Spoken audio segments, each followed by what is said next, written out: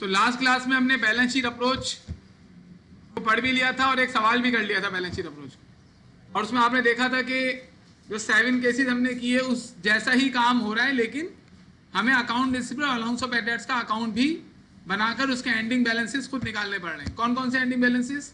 Account receivable का final ending balance, जबकि allowance of bad debts का जो एंडिंग बैलेंस निकलता है वो बिफोर एडजस्टमेंट होता है। नाराज सुनिए ना आप लोग, पर बातें नहीं किया करें। अलाउंस और बैड डेट्स का जो बैलेंस होता है वो बिफोर एडजस्टमेंट होता है, और एडजस्टिंग एंट्री बनाने के बाद आफ्टर एडजस्टमेंट होता है, और बैलेंस शीट में जो जाता है वो कौन सा होता है? After adjustment. अब ये एक सवाल है, ये मैंने आपको दिया था करने के लिए क्वेश्चन नंबर 3। ये जो क्वेश्चन है इसके अंदर आप रिक्वायर्ड देखें, रिक्वायर्ड में क्या लिखा हुआ है कि आप जो है वो अकाउंट रिसीवेबल का और अलाउंस और बैड डेट्स का अकाउंट बनाएं। कौन सा? अकाउंट रिसीवेबल का, अलाउंस और बैड डेट्स का डायरेक्ट अकाउंट मांग रहे हैं हमसे और बोल रहे हैं दोनों को बैलेंस करो दिसंबर 31 को। प्रीवियस क्वेश्चन में हम क्या कर रहे थे? एंट्रीज बना के अकाउंट बना रहे थे। अब यहाँ डायरेक्ट अकाउंट बनेगा विदाउट मेकिंग अकाउंट, तो आप कंपटीशन नहीं बना सकते, क्योंकि बैलेंस शीट अप्रोच में कंपटीशन में आपको दो चीजें चाहिए, अकाउंट रिसीवेबल का एंडिंग बैलेंस और अलाउंस ऑफ बैड डेट्स का एंडिंग बैलेंस बिफोर एडजस्टमेंट। तो अभी हमें इस क्वेश्चन में ना डायरेक्ट लेजर बना के काम करना है, फिर इसके बाद हम इनकम स्टेटमेंट अप्रोच का एक सवाल करेंगे। बैलेंस शीट अप्रोच में आपको ये बात तो क्लियर हो गई कि हम लोग एक्सपेंस को कंप्यूट नहीं करना चाह रहे, असल में हम अलाउंस ऑफ बैड डेट्स को पॉलिसी के मुताबिक रखना चाह रहे हैं। इसका मतलब हमारा सारा जोर एसेट्स पर है, हम एसेट को कम करना चाह रहे हैं, नेट रियलाइजेबल वैल्यू। जब भी बैलेंस शीट अप्रोच के अंदर हम इसका जो मैंने आपसे सवाल पूछा था ना, तो मैं भी रुक जाता हूं, आप लोग जवाब देंगे। इनकम स्टेटमेंट अप्रोच में हम लोग सेल्स पे परसेंट लगाएंगे, तो अभी उसे देखेंगे, लेकिन पहले बैलेंस शीट अप्रोच का एक क्वेश्चन और सॉल्व कर रहे हैं। The following data are those of Zakir company. Account receivable का डेबिट बैलेंस 1999 जैन 1 का 1,31,500, ये प्रीवियस ईयर का एंडिंग बैलेंस है, और अलाउंस ऑफ बैड डेट्स का क्रेडिट बैलेंस जैन 1 का दिया हुआ 6,000। इसका मतलब प्रीवियस ईयर में हमने ये एस्टिमेट किया था कि 6,000 का राइट ऑफ होगा। अब देखें, अभी इसमें ट्रांजेक्शन देखते हैं। अब ये समरी ट्रांजेक्शन है। टोटल कैश कलेक्ट हुआ साल के दौरान 3,96,000। क्या एंट्री बनेगी? Cash debit, account receivable credit. तो दूसरी promissory note receive from customer, इसकी एंट्री क्या बनेगी? Note receivable debit, account receivable credit. ये भी आप डायरेक्ट बनवाएंगे मुझे, जब भी मैं ऐसी ओरल बनवा रहा हूं। अभी credit balance in customer account end of the year advance payment. अब यहाँ ये नहीं लिखा हुआ कि ये प्रीवियस कलेक्शन में शामिल है या नहीं। अगर प्रीवियस कलेक्शन में शामिल हो तो फिर आप एंट्री बनाते हैं account receivable debit advance from customer credit, और प्रीवियस कलेक्शन में शामिल ना हो तो इसका मतलब होता है उसको रिकॉर्ड नहीं किया हुआ, फिर हम बनाते हैं cash debit advance from customer credit. तो यहाँ तो कुछ नहीं लिखा, तो हम फिर ये एज्यूम करेंगे कि प्रीवियस कलेक्शन में शामिल है, हम एंट्री बनाएंगे account receivable debit advance from customer credit. Gross credit sales, क्या एंट्री बनेगी? Account receivable debit sales credit. Write off देंगे 38,000 से राइट ऑफ हुआ है, इसकी एंट्री बनेगी allowance of bad dates debit account receivable credit. Cell return की entry है, सेल डिस्काउंट की, और फिर दोबारा राइट ऑफ की 2100 से एंट्री आ रही है। और ये पॉलिसी बता रहा है कि अकाउंट रिसीवेबल पे 3% आप परसेंटेज लगाएं, उतना allowance of bad debts balance sheet में हमें चाहिए। ये मतलब लिखा हुआ है, allowance of bad debts should be equal to 3% of account receivable account balance as of December 31, 1999। अब ये क्वेश्चन आप अपने पास निकाल लीजिए, क्वेश्चन नंबर 3, फिर हम इसे सॉल्व करते हैं।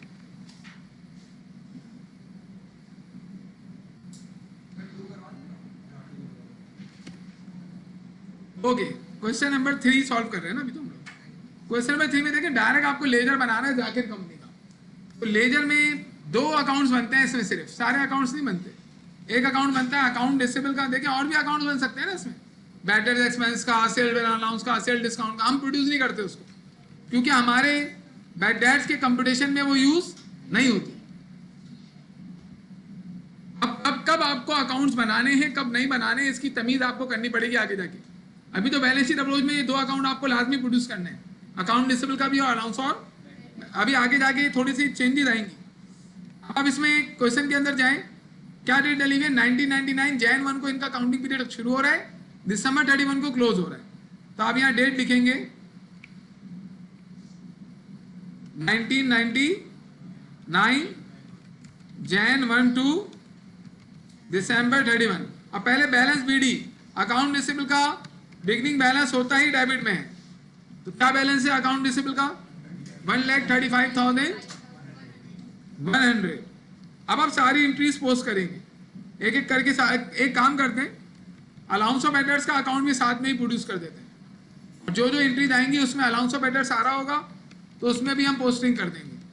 अलाउंस फॉर, अच्छा इसमें इन्होंने अलाउंस फॉर बैड डेट्स ही बोला है तो हम अलाउंस ऑफ बैड डेट्स लिख रहे हैं। बैलेंस बताते वक्त अगर वो अलाउंस फॉर डाउटफुल अकाउंट्स बोल दे तो फिर आप account allowance for doubtful accounts को ओपन करेंगे और हर जगह अलाउंस फॉर डाउटफुल अकाउंट्स लिखेंगे। यानी अगर एक ही क्वेश्चन में बैड डेट्स भी लिख रहा है, डाउटफुल डेट्स भी लिख रहा है, अनकलेक्टेबल भी लिख रहा है, तो फिर आप कौन सा टाइटल यूज करेंगे? आप टाइटल यूज करेंगे अलाउंस फॉर बैड डेट्स का बैलेंस बताते वक्त उसने जो यूज किया होगा वाला टाइटल।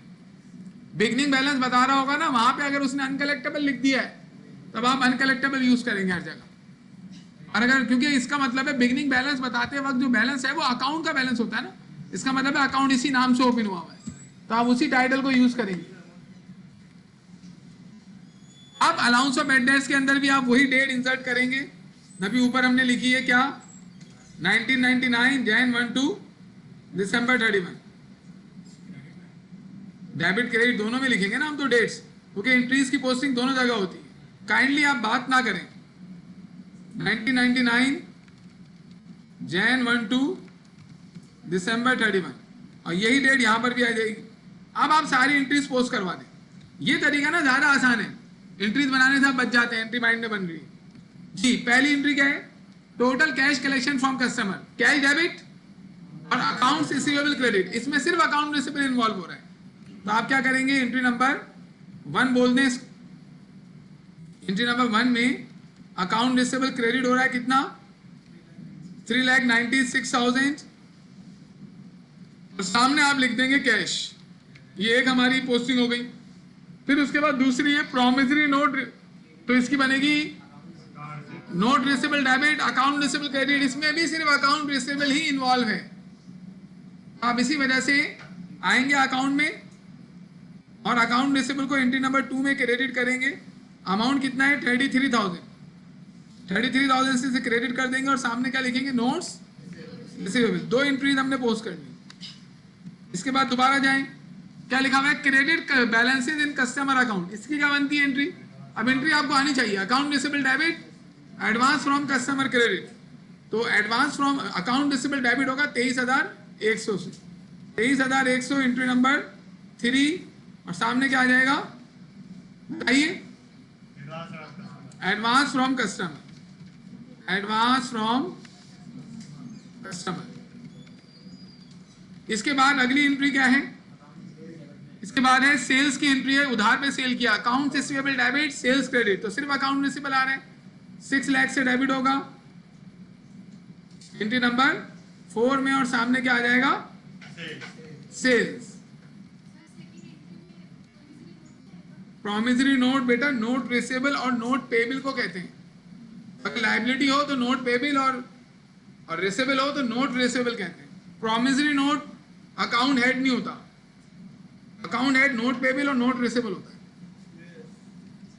अब मुझे बताएं आगे हमारे पास एंट्री है क्या, कस्टमर अकाउंट रिटर्न ऑफ। इसमें दोनों आ रहे हैं, अलाउंस ऑफ एडेट्स भी डेबिट हो रहा है, अकाउंट रिसीवेबल भी क्रेडिट हो रहा है, 3800 रुपए। तो पहले आप अलाउंस ऑफ एडेट्स को डेबिट कर दें एंट्री नंबर 5 में। 5 में अलाउंस ऑफ एडेट डेबिट हो रहा है 3800, सामने क्या आएगा, अकाउंट्स रिसीवेबल। इसके अलावा अकाउंट रिसीवेबल भी क्रेडिट हो रहा है एंट्री नंबर 5 में, तो आप 5 में से क्रेडिट करेंगे कितने से, 3800 से, और सामने लिख देंगे क्या, अलाउंस ऑफ एडेट। भाई एंट्री सारी पोस्ट करते चले जाओ, बाद में जब ये सारी पोस्ट हो जाए तो देख लो क्या मतलब इसमें बात हुई है। इसके बाद आगे जाएं, सेल्स रिटर्न एंड अलाउंस। इसकी एंट्री क्या बनती है, sales return and allowance debit. ये देखिए जो एंट्रीज है ना, एंट्रीज जर्नल एंट्रीज, इसको हल्का नहीं लिया करें आप। जर्नल एंट्रीज बड़ी इंपॉर्टेंट होती है। आप आगे जितनी भी अकाउंटिंग पढ़ेंगे ना, जर्नल एंट्रीज स्टूडेंट को ना आने की वजह से और लेजर में पोस्टिंग ना आने की वजह से ना उसकी इज्जत होती है क्लास में। आप इज्जत नहीं करवाना चाहते अपनी तो इनको याद कर लें, मतलब उल्टा बोल रहे। तो एंट्रीज आपकी हर टॉपिक से थोड़ी थोड़ी एंट्रीज आपको मिलेंगी। जब हम लोगों ने जर्नल शुरू में बनाए थे तो उसमें आपको सर्विसिंग बिजनेस की एंट्रीज मिली, ट्रेडिंग की भी मिली, ट्रेडिंग के अकाउंटिंग साइकिल में। अब आप जैसे जैसे आगे बढ़ते चलाएंगे हर टॉपिक आपको कुछ कुछ एंट्रीज देता रहेगा।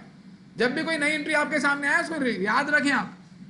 आगे जाकर न्यू एंट्रीज आएंगी तो पुरानी एंट्रीज एज्यूम की जाएंगी कि आपको पहले से पता है, टीचर ये एज्यूम करेगा ना।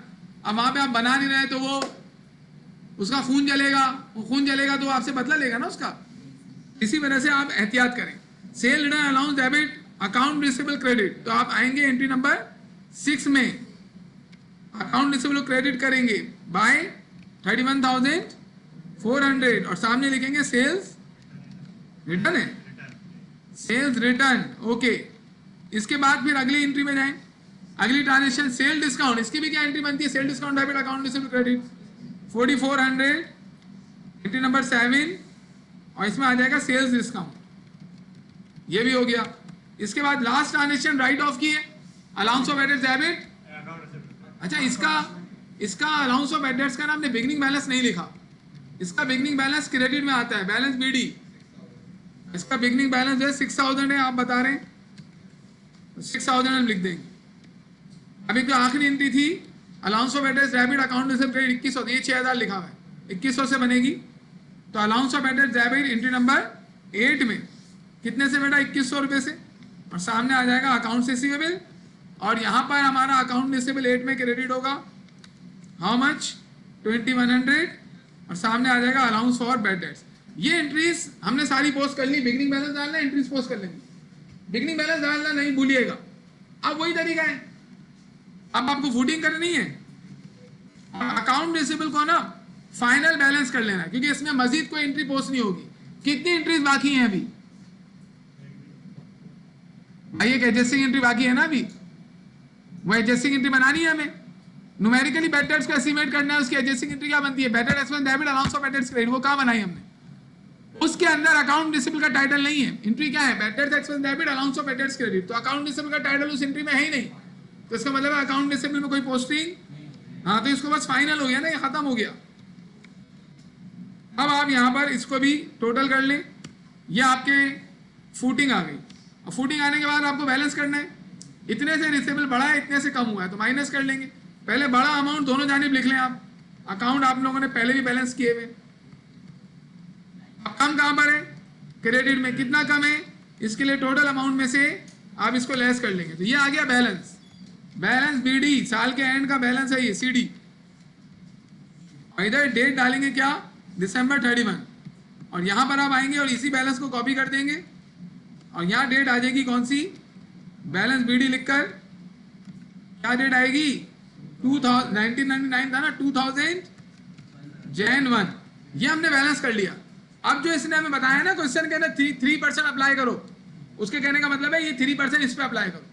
अब इसका अगर मैं 3% कंप्यूट करूं तो इसको मल्टीप्लाई करूंगा मैं 3% से, तो अमाउंट आ रहा है 8625, यानी इस मरतबा जो बैड डेट्स आएगा परसेंट अप्लाई करने के बाद 8625 है, ये वही अमाउंट है। आगे आप कंप्लीट करें जो बैलेंस शीट में जाएगा, और यही अलाउंस ऑफ बैड डेट्स का फाइनल बैलेंस होगा। लेकिन इससे एंट्री नहीं बनेगी, एंट्री इससे क्यों नहीं बनेगी, क्योंकि अलाउंस ऑफ बैड डेट्स का हमें बैलेंस निकालना पड़ता है। 6,000 से हमने एस्टिमेट किया था कि राइट ऑफ होगा, और राइट ऑफ कितने से हुआ, 5,900 से राइट ऑफ हुआ, 100 से हमारा एस्टिमेशन ज्यादा हो गया। इसका मतलब पिछले साल 100 रुपए से हमने ज्यादा एक्सपेंस रिकॉर्ड किया, तो इस साल 100 रुपए से, यानी ये जो हमारा आ रहा है 8625, इससे एक्सपेंस रिकॉर्ड करने के बजाय 8525 से हम एक्सपेंस रिकॉर्ड करेंगे, क्योंकि अलाउंस ऑफ बैड डेट्स में क्रेडिट बैलेंस ज्यादा है, क्रेडिट वाला लेस करके एंट्री बनाते हैं ना बेटा। तो अब आप आएंगे यहाँ पर और बैड डेट्स का कंप्यूटेशन बनाएंगे। क्या कंप्यूटेशन है, पहले पॉलिसी लिखें, estimated bad debts are 3% of year end accounts receivable, ये हमारी पॉलिसी है। अब आप यहाँ पे लिखेंगे कि आप कंप्यूट कर रहे हैं estimated allowance for bad debt. देखिए इसको लिखने का रीजन भी आपके समझ में आ गया होगा। यहाँ ये नहीं लिखा हुआ कि हम एस्टिमेटेड बैड डेट्स निकाल रहे हैं, हेडिंग में बैड डेट्स लिखा हुआ है, यहाँ लिखा हुआ है अलाउंस ऑफ बैड डेट्स, क्योंकि परसेंटेज लगाने के बाद अलाउंस ऑफ बैड डेट्स आता है, जबकि प्रीवियस बैलेंस को एडलेस करने के बाद जो आएगा ना वो बैड डेट्स एक्सपेंस हो। आप क्या करेंगे, एंडिंग बैलेंस कितना है, 2,87,500, एंडिंग बैलेंस अकाउंट रिसीवेबल क्या था, 2,87,500 था ना, ये रहा। इसी पे तो परसेंटेज लगेगी, कितनी परसेंट लगेगी, 3%, तो इस पे परसेंटेज अप्लाई कर लेते हैं हम लोग, 2,87,500 मल्टीप्लाई बाय 3%, जी 8625। अब क्योंकि अलाउंस ऑफ बैड डेट्स के अंदर बैलेंस मौजूद है क्रेडिट, तो इसको हम क्या करेंगे, यहां से लाके लेस कर लेंगे, लेस क्रेडिट बैलेंस। अच्छा ये जो 100 रुपए बैलेंस आया अलाउंस ऑफ बैड डेट्स में क्रेडिट, ये अलाउंस ऑफ बैड डेट्स का कौन सा बैलेंस है, बिगिनिंग है एंडिंग है? 100 रुपए बैलेंस जो है इस अकाउंट में, अभी जो 100 रुपए बैलेंस आ रहा है भाई, वो एंडिंग बैलेंस है बिगिनिंग बैलेंस है? एंडिंग बैलेंस है बिफोर एडजस्टमेंट, और एडजस्टमेंट पोस्ट करने के बाद जो आएगा वो एंडिंग बैलेंस होगा, वो भी आफ्टर एडजस्टमेंट वो जाएगा आगे बैलेंस शीट में। Credit balance in allowance for bad dates before adjustment. अगर आपने पीछे अकाउंट प्रोड्यूस नहीं किया हुआ तो आप यहां पे प्लस माइनस करके भी दिखा सकते हैं, यानी वो जो 6000 है उसमें से 6000 था ना बिगिनिंग, 6000 में से दोनों को लेस कर लो, लेकिन अकाउंट बना के करोगे ना तो तुम लोगों की अंडरस्टैंडिंग थोड़ी सही रहेगी। कितना बैलेंस था 100, इसको माइनस कर लो तो आपका बैड डेट्स एक्सपेंस आ गया। ये हमारा, इसी के लिए हमने कंप्यूटेशन बनाया था। ये हमने क्यों एस्टिमेट किया, क्योंकि इसकी एंट्री हमें बनानी है। इसने क्या बोला, देखिए रिक्वायर्ड नंबर 1 में क्या बोल रहे हैं, प्रिपेयर करो अकाउंट रिसीवेबल का अकाउंट, हमने प्रिपेयर किया, अलाउंस ऑफ बैड डेट्स का अकाउंट भी बनाओ। नहीं भी मांगता ना ये दोनों अकाउंट, तब भी आपको बनाने पड़ते। अगर वो आपसे ये रिक्वायर्ड नंबर 2 बोले कि भाई आप जो है जर्नल एंट्री बनाओ जिसमें ईयर एंड की एडजस्टमेंट रिकॉर्ड, ईयर एंड की एडजस्टमेंट बनाओ। ईयर एंड की एडजस्टमेंट मतलब बैड डेट्स की एडजस्टमेंट ही बन सकती है, डेप्रिसिएशन की तो नहीं बना सकते ना आप, डाटा का है उसका। तो बैड डेट्स की एडजस्टमेंट बनानी है आपको। इस बैड डेट्स की एडजस्टमेंट असल में तो उसने एंट्री मांगी है, लेकिन एंट्री बनाने के लिए आपको कंप्यूटेशन बनाना पड़ेगा, कंप्यूटेशन बनाने के लिए आपको अकाउंट बनाने पड़ेंगे। यानी अगर ये रिक्वायर्ड नंबर 2 रिक्वायर्ड नंबर 1 होती और पहली रिक्वायर्ड ना होती तो भी आपको अकाउंट बनाने पड़ते हैं, कंप्यूटेशन बनाने पड़ते हैं और एडजस्टिंग एंट्री भी बनानी पड़ती है। अभी एडजस्टिंग एंट्री हमारी बनेगी 8525, उसके लिए हमने ये स्केचिंग की हुई है। क्या नाम है, नाम क्या है इनका, जाकिर कंपनी। तो आप यहां पे आएंगे और आप लिखेंगे जाकिर कंपनी जनरल जर्नल। अब एडजस्टमेंट बना रहे हैं, कब एडजस्टमेंट बना रहे हैं आप, 1999 दिसंबर 31, एक ही एंट्री बनेगी। अब एक बात गौर से सुनना है, गिराफी बात बता रहा हूं आप, वो यहां मांगी नहीं है लेकिन हम करेंगे बात। एंट्री बनेगी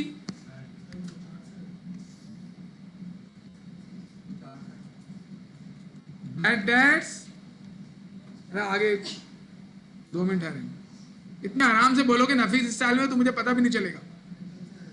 अभी एक अलार्म लगा लो 1 घंटे का। बैड डेट्स एक्सपेंस डेबिट और अलाउंस फॉर बैड डेट्स, ये नेक्स्ट ईयर के लिए हमने एस्टिमेट करके एक्सपेंस को इसी साल रिकॉर्ड कर दिया। कितना था 8525, ये एंट्री हमारी बन गई।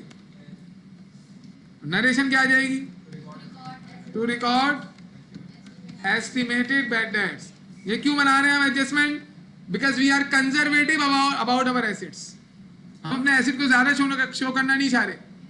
हमें लग रहा है कि भाई इतना अमाउंट पब्लिक से कलेक्ट नहीं होगा। कितना कलेक्ट नहीं होगा, 8625 हमें लग रहा है पब्लिक से कलेक्ट नहीं होगा। तो हम अपनी बैलेंस शीट में अगर रिसीवेबल को पूरे अमाउंट से लिख दें, जो कि कितना है 2,87,500, तो ये गलत होगा। प्रिंसिपल ऑफ कंजर्वेटिज्म ये कहता है कि जब आप अपने एसेट को रिपोर्ट करें तो उसकी जो वैल्यू असल में बनती है, जो रियलाइज होगी, उसी को लिखें आप, और रियलाइज 2,87,500 नहीं होगी। इसी वजह से अब देखिए एंट्री हमने बनाई। अब इस एंट्री को लाके हम अलाउंस ऑफ एडर्स के अकाउंट में पोस्ट करेंगे।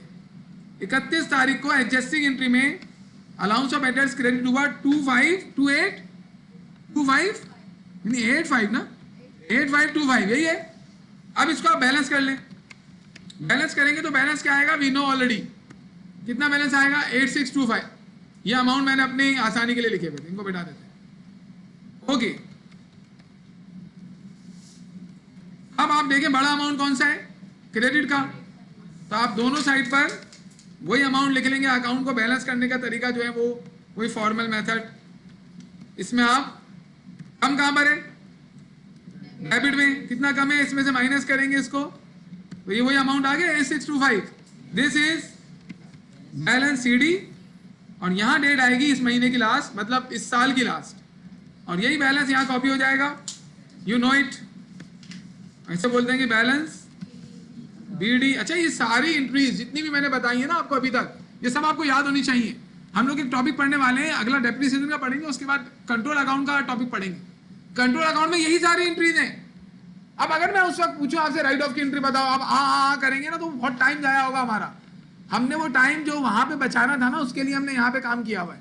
अब आपको उस वक्त तक सारी एंट्रीज प्रॉपर सारी पता होनी चाहिए, तो हमारा आधे घंटे के अंदर सारा समझ में आ जाएगा आपको कंट्रोल अकाउंट। कंट्रोल अकाउंट का मतलब है रिसीवेबल और पेबल का अकाउंट बनता है उसमें, लेकिन उसमें सारी किस्म की एंट्रीज आती है। अच्छा, यहाँ डेट आ जाएगी 2000 Jan 1। अब जो सही तरीके से पीछे काम करके नहीं आते ना, वो कंट्रोल अकाउंट को अलग से पढ़ रहे होते हैं, अलग से चैप्टर समझ के पढ़ रहे होते हैं, तो वहां टाइम 2-3 दिन लग जाते हैं उसमें।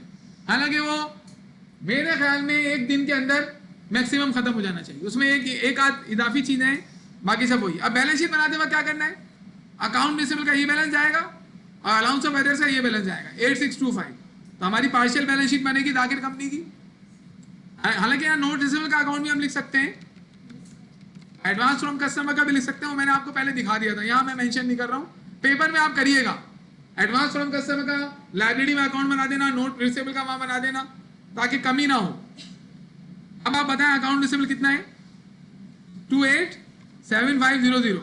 इसमें से लेस होगा अलाउंस ऑफ एडेट्स का बैलेंस, एंट्री वाला अमाउंट नहीं आएगा। ये अमाउंट कहां से ले सकते हो तुम लोग, या तो कंपटीशन से उठा लो, आप जाएं, आप कंपटीशन में जो परसेंटेज लगाने के बाद आया ना, इसको यहां से उठा लें, या फिर आप जाएं और अलाउंस ऑफ एडेट्स के अकाउंट में जो बैलेंस आया ना 8625, यहां से उठा लें। या फिर आपको अगर ये भी नहीं करना है, आप बहुत ज़्यादा मेहनत करने वाले हैं, तो आप डायरेक्ट इसी पर जो है वो 3% अप्लाई कर लें, वही अमाउंट आ जाएगा 8625। बैलेंस शीट अप्रोच में होता है इस तरीके से, इनकम स्टेटमेंट अप्रोच में नहीं होता। ये पता चल रहा है इनकम स्टेटमेंट अप्रोच में कर रहे हो काम। ये हमारी आगे नेट रियलाइजेबल वैल्यू, तो ये हमने क्वेश्चन सॉल्व कर लिया। अब एक इजाफी बात मुझे बतानी थी, इसमें कोई नई बात हमने अभी तक नहीं सीखी। ये पूरा क्वेश्चन लास्ट क्वेश्चन की तरह ही सॉल्व हुआ है। फर्क ये है कि इसमें हमने जनरल लेजर डायरेक्ट बनाया, जनरल लेजर बनाकर कंपटीशन बनाया, एडजस्टिंग एंट्री बनाई और बैलेंस शीट बना दी। एडजस्टिंग एंट्री तो बनानी पड़ेगी ना आपको, उसको बनाए बगैर आप काम नहीं करेंगे। अब ये जो एडजस्टिंग एंट्री है ना, इसकी क्लोजिंग एंट्री भी पेपर में मांग लेता है वो। क्लोजिंग एंट्री पढ़ी थी पीछे, सर्विसिंग की पढ़ाई थी, ट्रेडिंग परपेचुअल ट्रेडिंग पे सारे फॉर्मेट दिए थे। उसमें आपको ये बताया था कि एक्सपेंस और रेवेन्यूज के अकाउंट्स क्लोज होते हैं, और तरीका क्या होता है कि अगर आपको जिस अकाउंट को क्लोज करना है, अगर वो डेबिट में है तो क्लोज करने के लिए क्रेडिट इनकम समरी डेबिट, और वो क्रेडिट में है तो क्लोज करने के लिए डेबिट इनकम समरी क्रेडिट। तो ये हमारा जो हमारी एंट्री बनी ना बैड डेट एक्सपेंस वाली, इसमें एक बैड डेट एक्सपेंस, ये कौन सा अकाउंट है, नॉमिनल, जबकि अलाउंस ऑफ एडेट्स रियल अकाउंट है। अलाउंस ऑफ एडेट एसिड अकाउंट है ना, परमानेंट है ये, जबकि बैड डेट एक्सपेंस जो है वो टेम्परेरी अकाउंट है। तो इन दोनों में से बासित किस अकाउंट को क्लोज करूंगा मैं, बैड डेट एक्सपेंस को, अलाउंस ऑफ एडेट्स को? ये जल्दी बता दो यार, सोचने वाली थोड़ी। हाँ, अब मैं आपको क्या कह सकता हूं, आप मुझे बताएं। अब अगर आपको दावत दी जाए, बिरयानी खिलाई जाए और आप खुद ही बिरयानी नहीं खा रहे हैं, बैठे हुए आप, तो हम कुछ नहीं कर सकते। क्लोजिंग प्रोसेस में आपको क्या बताया था कि you will close revenue accounts, expense accounts and drawing account, and you will not close asset, liability and capital account. तो ये जो हमारे पास, आप अभी मैं बात कर रहा था ना, आप उससे बात कर रहे थे, जिसकी वजह से आपको पता नहीं था कि हम क्या बात कर रहे हैं। Bad debt expense debit allowance of bad debts credit की जो एंट्री बनी हुई है, इसमें बैड डेट एक्सपेंस की नेचर क्या है? नेचर मतलब एसिड है, लायबिलिटी है, ऑन इक्विटी है, रेवेन्यू है, या एक्सपेंस है भाई? एक्सपेंस है। अलाउंस ऑफ एडेट्स की नेचर क्या है? Contra acid. क्लोज कौन से अकाउंट होते हैं? रेवेन्यू, एक्सपेंस और ड्राइंग। तो इनमें से कौन सा रेवेन्यू, एक्सपेंस वगैरह है, ड्राइंग है इनमें से? तो इसे क्लोज करोगे ना। अलाउंस ऑफ एडेट्स एसिड अकाउंट है, ये क्लोज थोड़ी होता है। तो आप इसे क्लोज कर रहे हैं बैड डेट्स एक्सपेंस के अकाउंट को, तो bad debt expense debit side पर है, इसे क्लोज करने के लिए क्रेडिट करेंगे, तो क्लोजिंग की हेडिंग डालेंगे। पूरी क्लोजिंग नहीं बन रही, यहाँ पे पार्शियल क्लोजिंग बन रही है, डाटा उतना है। तो फिर आप क्या करेंगे, income summary debit, bad debts expense credit. हाँ, ये डाल दोगे ना हेडिंग, तो इससे उसको पता चल जाता है मजीद कि हाँ भाई ये एडजस्टिंग है, ये क्लोजिंग है। बेहतर है ये। आप अपने सोल्यूशन को जितना एक्सप्लेन करके चेकर के सामने रखोगे ना, उसको उतना मार्क्स देने में, चेक करने में आसानी होगी, वो खुश होगा। तो नंबर अगर कहीं कम भी हो रहा होगा ना आगे पीछे, तो वो ख्याल कर लेगा आपका, क्योंकि उसे आपकी कॉपी में सब समझ में आ रहा होगा। अब आपने ऐसा लिखा है कि आपको खुद समझ में नहीं आ रहा बाद में कि मैंने ये लिखा था, चेकर वो कितनी मुश्किल होगी, तो वो फिर ज्यादा मेहनत नहीं करेगा। To close bad debts expense account, देखिए ये एंट्री भी बनाने के लिए बोल देता है कभी कभार, तो इसमें कुछ भी नहीं है, ऊपर एक्सपेंस जो रिकॉर्ड किया उसको नीचे क्लोज कर दिया। अब आ जाए आगे, हमने ये एक और क्वेश्चन भी देखिए, रिक्वायर्ड नंबर 2 भी कर लिया हमने, 3 भी कर ली। 3 में क्या लिखा हुआ है? Several accounts are involved in the above question, some of which will be shown on the balance sheet. तकरीर कर रही है, जिसमें से कुछ बैलेंस शीट में जाते हैं, prepare a partial balance sheet showing these account in with amount. भाई इसके सिंपल कहने का मतलब है पार्शियल बैलेंस शीट बना दो। समझ में आ रही है? अब मैं आपको बिरयानी की दावत दूं, बिरयानी की तरकीब भी सुनाऊं, तो आप बोलेंगे यार ये ऐसा नहीं करे आप, चले आ जाए छोड़े। अब आ जाए इस क्वेश्चन के अंदर, क्वेश्चन 4। आप पहले क्वेश्चन पढ़ के ये देखिए ये क्वेश्चन किसका है, बैलेंस शीट अप्रोच का है, इनकम स्टेटमेंट अप्रोच का है, परसेंटेज किस पर लग रही है, अकाउंट रिसीवेबल पे, तो ये कौन सा हो गया, बैलेंस शीट अप्रोच का हो गया। अब इस क्वेश्चन को जरा पढ़ लेते हैं। On December 31, 2005 the balance sheet of Naseem and company showed the following. अब ये कब का है, 2005 दिसंबर 31 की बैलेंस शीट में से निकाला है। बैलेंस शीट में जो अमाउंट्स होते हैं वो कौन से होते हैं, एडजस्टेड होते हैं, अनएडजस्टेड होते हैं, फाइनल अमाउंट होते हैं वो। इसका मतलब है पिछले साल का एंडिंग अकाउंट रिसीवेबल का बैलेंस 75 था, और पिछले साल जब बैड डेट्स एस्टिमेट कर लिया था, अकाउंट ही बना लिया था अलाउंस ऑफ बैड डेट्स का, तो उसका फाइनल क्रेडिट बैलेंस था 4750। पिछले साल का सारा काम हो चुका है। हमने 4750 से बैड डेट्स को एस्टिमेट किया हुआ था, इस साल 4750 से राइट ऑफ होना चाहिए। हम देखें क्या हो रहा है। ड्यूरिंग 2005 टोटल सेल्स, ब्रैकेट को अगर हम खा जाएं, total sales amounted to 4,25,000। Total sale किए 4,25,000 की। ब्रैकेट पढ़ो, कह रहे हैं इसमें 1,35,000 की कैश सेल्स है। इसका मतलब है 4,25,000 में से 1,35,000 को हटा दें आप, कितना आ जाएगा, 2,90,000। अरे भाई 4,25,000 में से 1,35,000 को लेस करो, 2,90,000 आएगा। इसका मतलब क्या हुआ, 2,90,000 की कौन सी सेल्स है, क्रेडिट सेल है, और 1,35,000 की कैश सेल्स है। वो डिफरेंट स्टाइल से आपको बता सकता है, परसेंटेज भी दे सकता है कि टोटल सेल 4,25,000 है, इसमें इतनी परसेंट जो है वो क्रेडिट सेल है या इतनी परसेंट कैश सेल्स है। वो आपको अपने जो है IQ लेवल जो है उसके मुताबिक काम करना होगा। 4,500 मतलब उसको तेज करें, 4,500 राइट ऑफ हो गया। अब जो एंट्रीज हमें लिस्ट करके देता था, एक पैराग्राफ फॉर्म में दे दी उसने। पेपर में ना ज्यादातर जब पैराग्राफ फॉर्म में डाटा दे देता है ना, तो इस टाइम परेशान हो जाता है कि यार ये क्या हो गया, क्या हुआ, ये हमें लिस्ट विश नहीं है। कलेक्शन वैसे भी आजकल फिश का मौसम है, आप लोग जो है शुरू हो जाएं, अभी रश कम है, बाद में रश बढ़ जाएगा। Collection from customer amounted to 2,75,000। अब देखिए इसमें एक नई चीज आपके सामने आएगी, वो ये है कि जब हम राइट ऑफ कर देते हैं कस्टमर का अकाउंट, क्या एंट्री बनाते हैं, allowance of bad dates debit, account receivable credit. हम बिल्कुल ही ना उम्मीद हो चुके होते हैं तो करते हैं ना, ये उम्मीद की किरण बिल्कुल बुझ चुकी होती है तो हम राइट ऑफ कर देते हैं। लेकिन एक कस्टमर था, वो मर गया, डेथ हो गई, यहां नहीं लिखा, उसका 10,000 का रिसीवेबल था, डेथ हो गई तो उसका प्रॉमिस भी मर गया, तो हमने एंट्री बनाई allowance of bad dates debit, account receivable credit. तो बाद में कहीं से उसका भांजा भतीजा कोई दूर का निकल के आ गया, अब वो हर किसी से पूछ रहा है, थोड़ा इस्लामिक है वो, तो हर किसी से पूछ रहा है कि भाई उनके पैसे तो नहीं थे, किसी ने देने या लेने, मुझे बताओ, लेने भी आया हूँ, देने भी आया हूँ पैसे। तो फिर हमने उसको पकड़ लिया, हमने बोला भाई 10,000 रुपये उन्होंने देने थे। तो वो क्या करेगा, बोलेगा अभी तो 10,000 तो नहीं है, 8,000 ले लो, 2,000 में बाद में लाके दे दूंगा। अब आप मुझे बताएं, रिकवरी हो गई ना हमारी। रिकवरी मतलब जो राइट ऑफ कर दिया जाए ना, अमाउंट वापस मिल गया, लेकिन कितना वापस मिला, 8,000। अब हम इस 8,000 को जब उससे कलेक्ट करेंगे ना, तो हम कलेक्शन की एंट्री डायरेक्ट नहीं बना सकते। कलेक्शन की एंट्री क्या होती है, cash debit, account receivable credit. Collection की एंट्री डायरेक्ट नहीं बना सकते, उसकी वजह बताएं आप, क्योंकि हम उसके अकाउंट को राइट ऑफ कर चुके हैं। तो पहले हम मुर्दे को जिंदा मुर्दे को जिंदा नहीं करेंगे, उसका जो अकाउंट था उसे रिवाइव करेंगे, रिवाइव, इसे कहते हैं रीस्टेट करना। आप बताइए कस्टमर के अकाउंट को राइट ऑफ कर दिया था आपने, राइट ऑफ के वक्त आपने क्या एंट्री बनाई थी?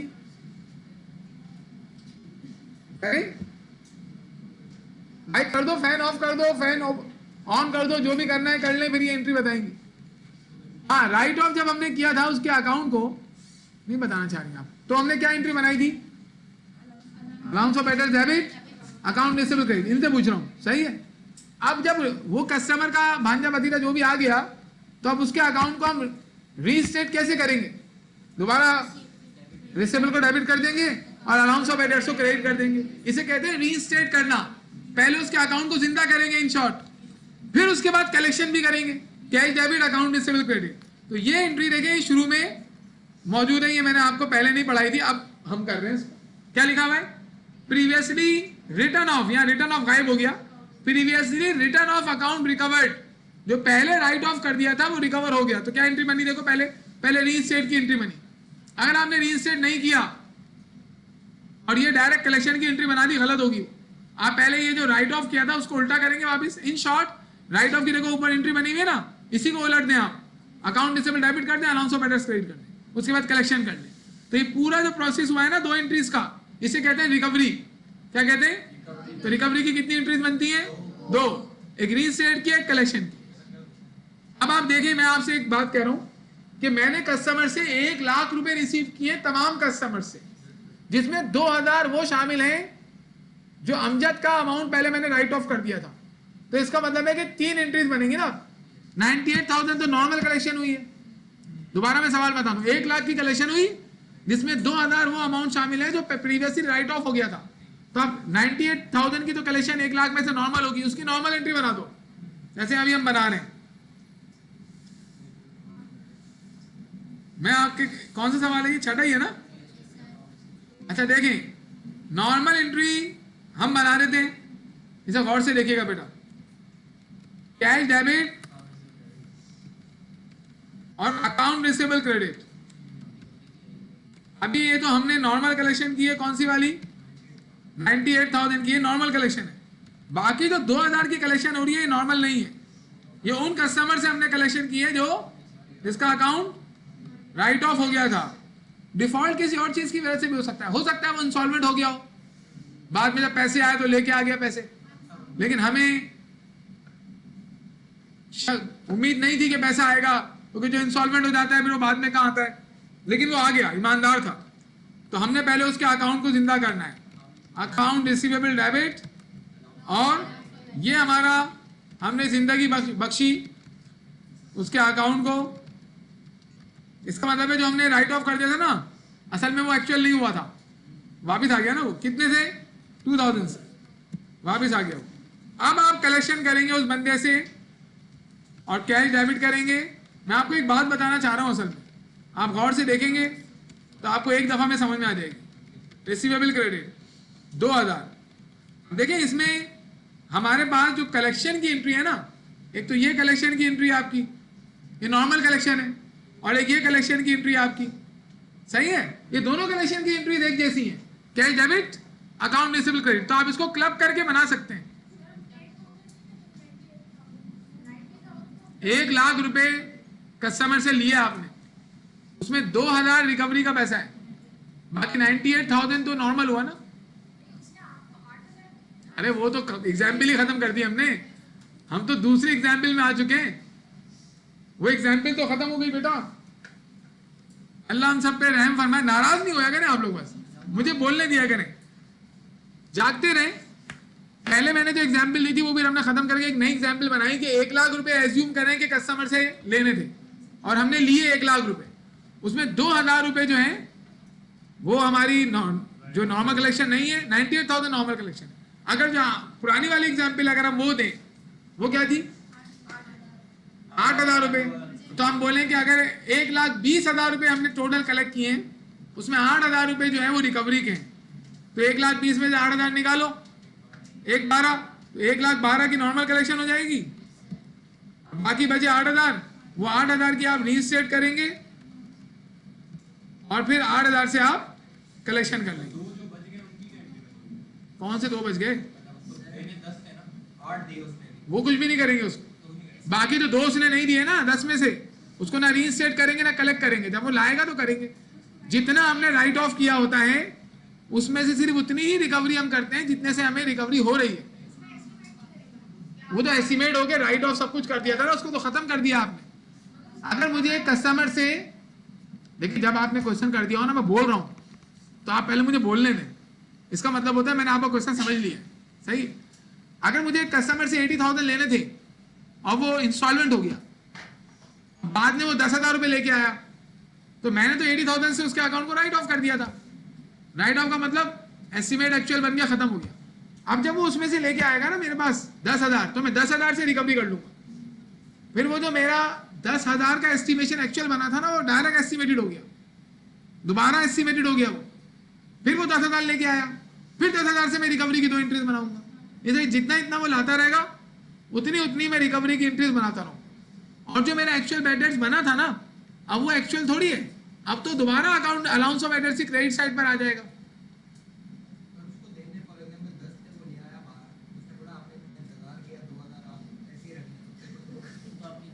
आपको उधर बताना पड़ेगा ना 2,000 किस मद में आ रहे हैं, इंटरेस्ट है क्या है, क्यों दे रहा है वो।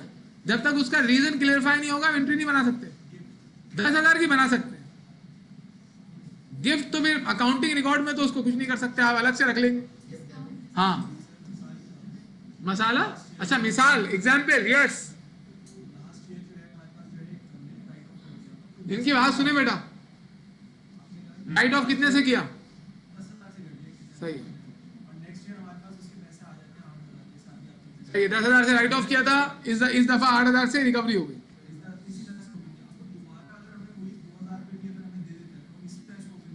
इसी दोबारा 2 एंट्रीज बनेंगी उसकी, रीइंस्टेट की, कलेक्शन की। अब मसला सिर्फ ये है कि जो उसका राइट ऑफ हुआ था ना अलाउंस ऑफ एडेट्स, वो वापस अलाउंस ऑफ एडेट्स में आ गया। अब उसका जो चक्कर है उसका क्या करेंगे, उसका आने वाले सालों में उसको जो भी अकाउंट में बैलेंस आ रहा होगा उसको आने वाले साल के बैड डेट एक्सपेंस में एडजस्ट कर लेंगे, जैसे हम लोग करते हैं। जो भी अलाउंस ऑफ एडेट्स में कचरा आ रहा हो ना साल के दौरान सबको डाल दो, फिर एंड में जो बैलेंस बचे उस बैलेंस को कंप्यूटेशन में ले जाके एड या लेस कर लो, बस यही है इसमें। बोले यानी कि आप ये नहीं सोचें अब वो पुराना वाला राइट ऑफ हो गया था, वो मिल गया, अब तो जो हमने एक्चुअल बना था, इतना इसमें नहीं करें। आप सारा पोस्ट करके फिर इस साल के एंड में जो अलाउंस ऑफ एडेट्स में बचेगा उसके बारे में फिर कमेंट करेंगे कि अब जो बचा है इसका मतलब क्या है। क्रेडिट में बचा है तो बस एस्टिमेशन ज्यादा था, डेबिट में बचा है तो एस्टिमेशन कम था, इस तरीके से होगा। मेरा ये करवाने का मतलब क्या था वो तो हम भूल ही गए। क्या मतलब था इसका, मैं आपको बताया था कि कैश कलेक्शन की एंट्री सिमिलर है, तो आप चाहे ना तो इसमें आप ऐसा कर सकते हैं कि आप रीस्टेट की एंट्री बनाएं 8,000 से, और कैश कलेक्शन की 2 एंट्रीज बनाने के बजाय आप एक ही बना दें 1,20,000 से। नहीं, cash debit account receivable credit, restate की अलग बनेगी, रीस्टेट की बनेगी 8,000 से, और फिर कलेक्शन सारी, ये दोनों कंबाइन नहीं करना। रीस्टेट की एंट्री अलग बनाएंगे आप और कलेक्शन की अलग बनाएंगे, इन दोनों को कंबाइन नहीं करेंगे क्योंकि इनमें अकाउंट रिसीवेबल डेबिट भी हो रहा है, क्रेडिट भी हो रहा है। कंबाइन करेंगे तो फिर आप कंफ्यूज भी हो सकते हैं फ्यूचर में। डोंट कंबाइन इट, रीस्टेट की एंट्री अलग बनाएगा, ज्यादातर इसके नंबर भी अलग अलग होते हैं। रीस्टेट की एंट्री के अलग नंबर होते हैं और वो ढूंढेगा नहीं आपने कहाँ बनाई है, सही है। तो आपको रीस्टेट की एंट्री अलग बनानी है, कलेक्शन की अलग बनानी है। अब अगर मैं आपको बोलूं कि 1,20,000 कस्टमर से मिले हैं जिसमें 8,000 पुराने वाले राइट ऑफ वाले रिकवर हुए, तो फिर आप कलेक्शन की एक साथ बना लेना और रीस्टेट वाली एक अलग से एंट्री बनाएंगे। यही चीज यहां पर हो रही है। आप आइए सवाल में।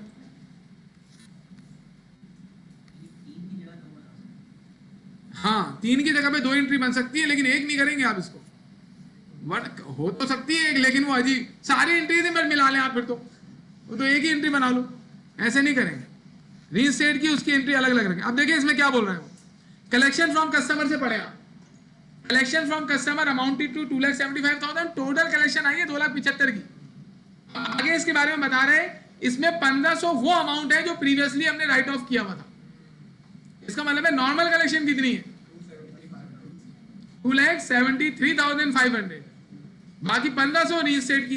तो 1,500 से रीस्टेट की एंट्री बनाओगे और कलेक्शन की एक साथ 2,75,000 से बना देना। और अगर शौकीन हो तो दोनों की अलग अलग कलेक्शन बना लेना। तो हम तो शौकीन नहीं है, शौकीन पता है आपको, एन अलाउंस फॉर, मतलब काम शॉर्ट हो रहा होगा उसे लॉन्ग लॉन्ग करके काम करेगा ना जो, उसको शौकीन कहते हैं। मुझे नहीं मालूम क्यों हंस रहा है, बस जो बंदा काम को लेंथ दे के उसको करे वो शौकीन कहलाता है। मतलब उसको वो काम बहुत पसंद है और वो चाह रहा है कि भाई यही काम मैं करता रहूं। जैसे आप जो है वो बेड डेट्स के न्यूमेरिकल सॉल्व कर रहे हैं, तो आपने पहले कॉपी पे किया, फिर आप एक्सेल पे कर रहे हैं, फिर आपने एक बंदे को पकड़ लिया, उसे भी वही टॉपिक पढ़ा रहे हैं, तो आप शौकीन है उसके। इसका मतलब ये, मैं तो शौकीन हूं, लेकिन हमारे शौकीन होने के डिफरेंट रीजंस हो सकते हैं। लेकिन अगर आप ये काम कर रहे हैं तो आप खतरनाक किस्म के शौकीन। एन अलाउंस ऑफ, आज इनकम से अप्रोच ही पढ़नी है। An allowance of 5% of the amount of year end account receivable was made on December 31। 5% rate लगाना है, अकाउंट रिसीवेबल पे लगाना है। अब क्या करें हम लोग, ये क्या बोल रहे हैं, give the journal entries for transaction including the one two make allowance for bad debts at the end of the year. बोल रहे हैं कि सारी एंट्रीज बनाओ, इससे कहने का मतलब है। और फिर उसके बाद दोनों अकाउंट भी शो करो बैलेंस शीट में। कौन से दोनों account, account receivable, allowance of bed. इसका मतलब है सारा काम मांग रहा है हमसे, और ये वाला ईयर हम करेंगे, ये वाला क्वेश्चन। आइए जरा सॉल्व करते हैं इसको। सबसे पहले तो जर्नल एंट्रीज बनेंगी। क्या नाम है, मलिक। मलिक भाई का सवाल है ये, नसीम है तो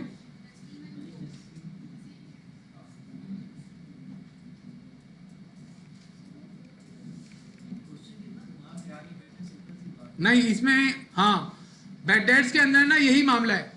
बेड डेट्स में क्वेश्चन बड़ा घुमावा होगा, एंडिंग, बिगिनिंग, बैलेंस, इसमें जो है वो बहुत ज्यादा घुमाई हुई होती है चीजें। तो आपको ना क्वेश्चन को गौर से पढ़ना है, डेट्स को गौर से देखना है।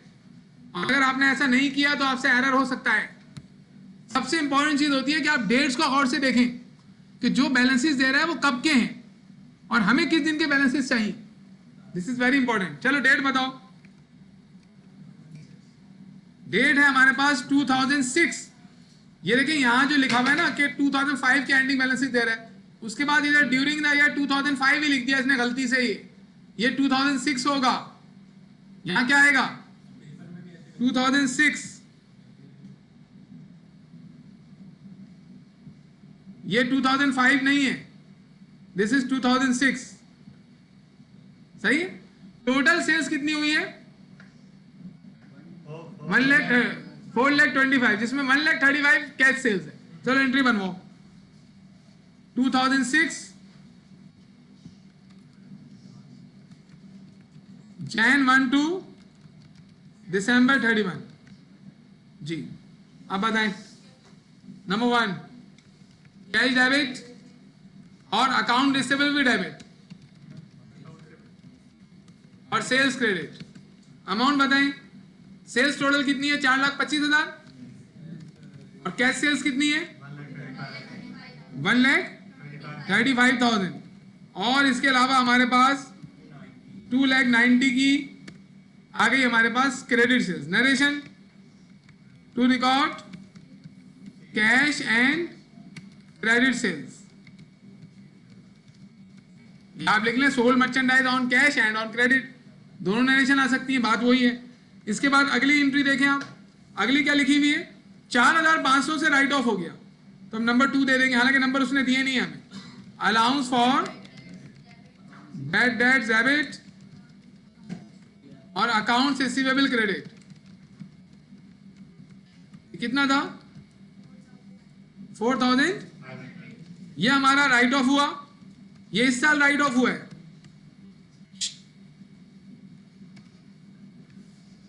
Wrote off worthless customers account. Next क्या है भाई हमारे पास, नेक्स्ट है कलेक्शन फ्रॉम कस्टमर। अब ये कलेक्शन फ्रॉम कस्टमर 2,75,000 अगर पूरी होती, आगे लिखा हुआ ही नहीं होता।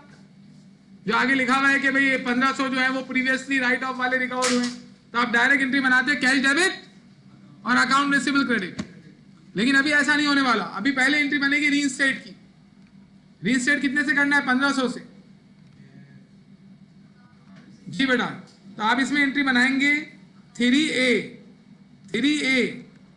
3A मतलब रीइंस्टेट की एंट्री। 3 में 2 एंट्रीज बनेंगी, अकाउंट रिसीवेबल डेबिट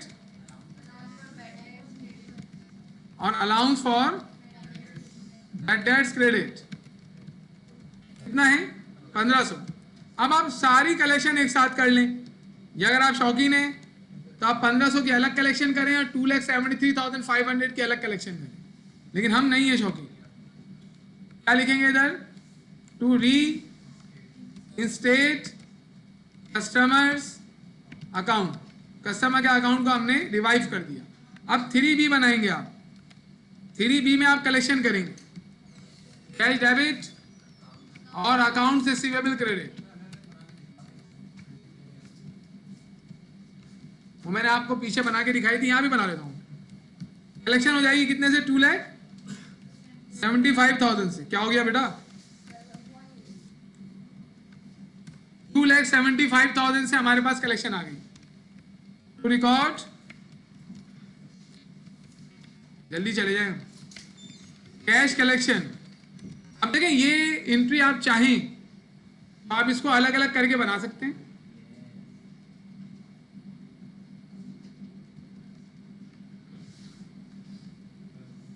अलग अलग करके बनाएंगे, ये फरमाइशी प्रोग्राम है।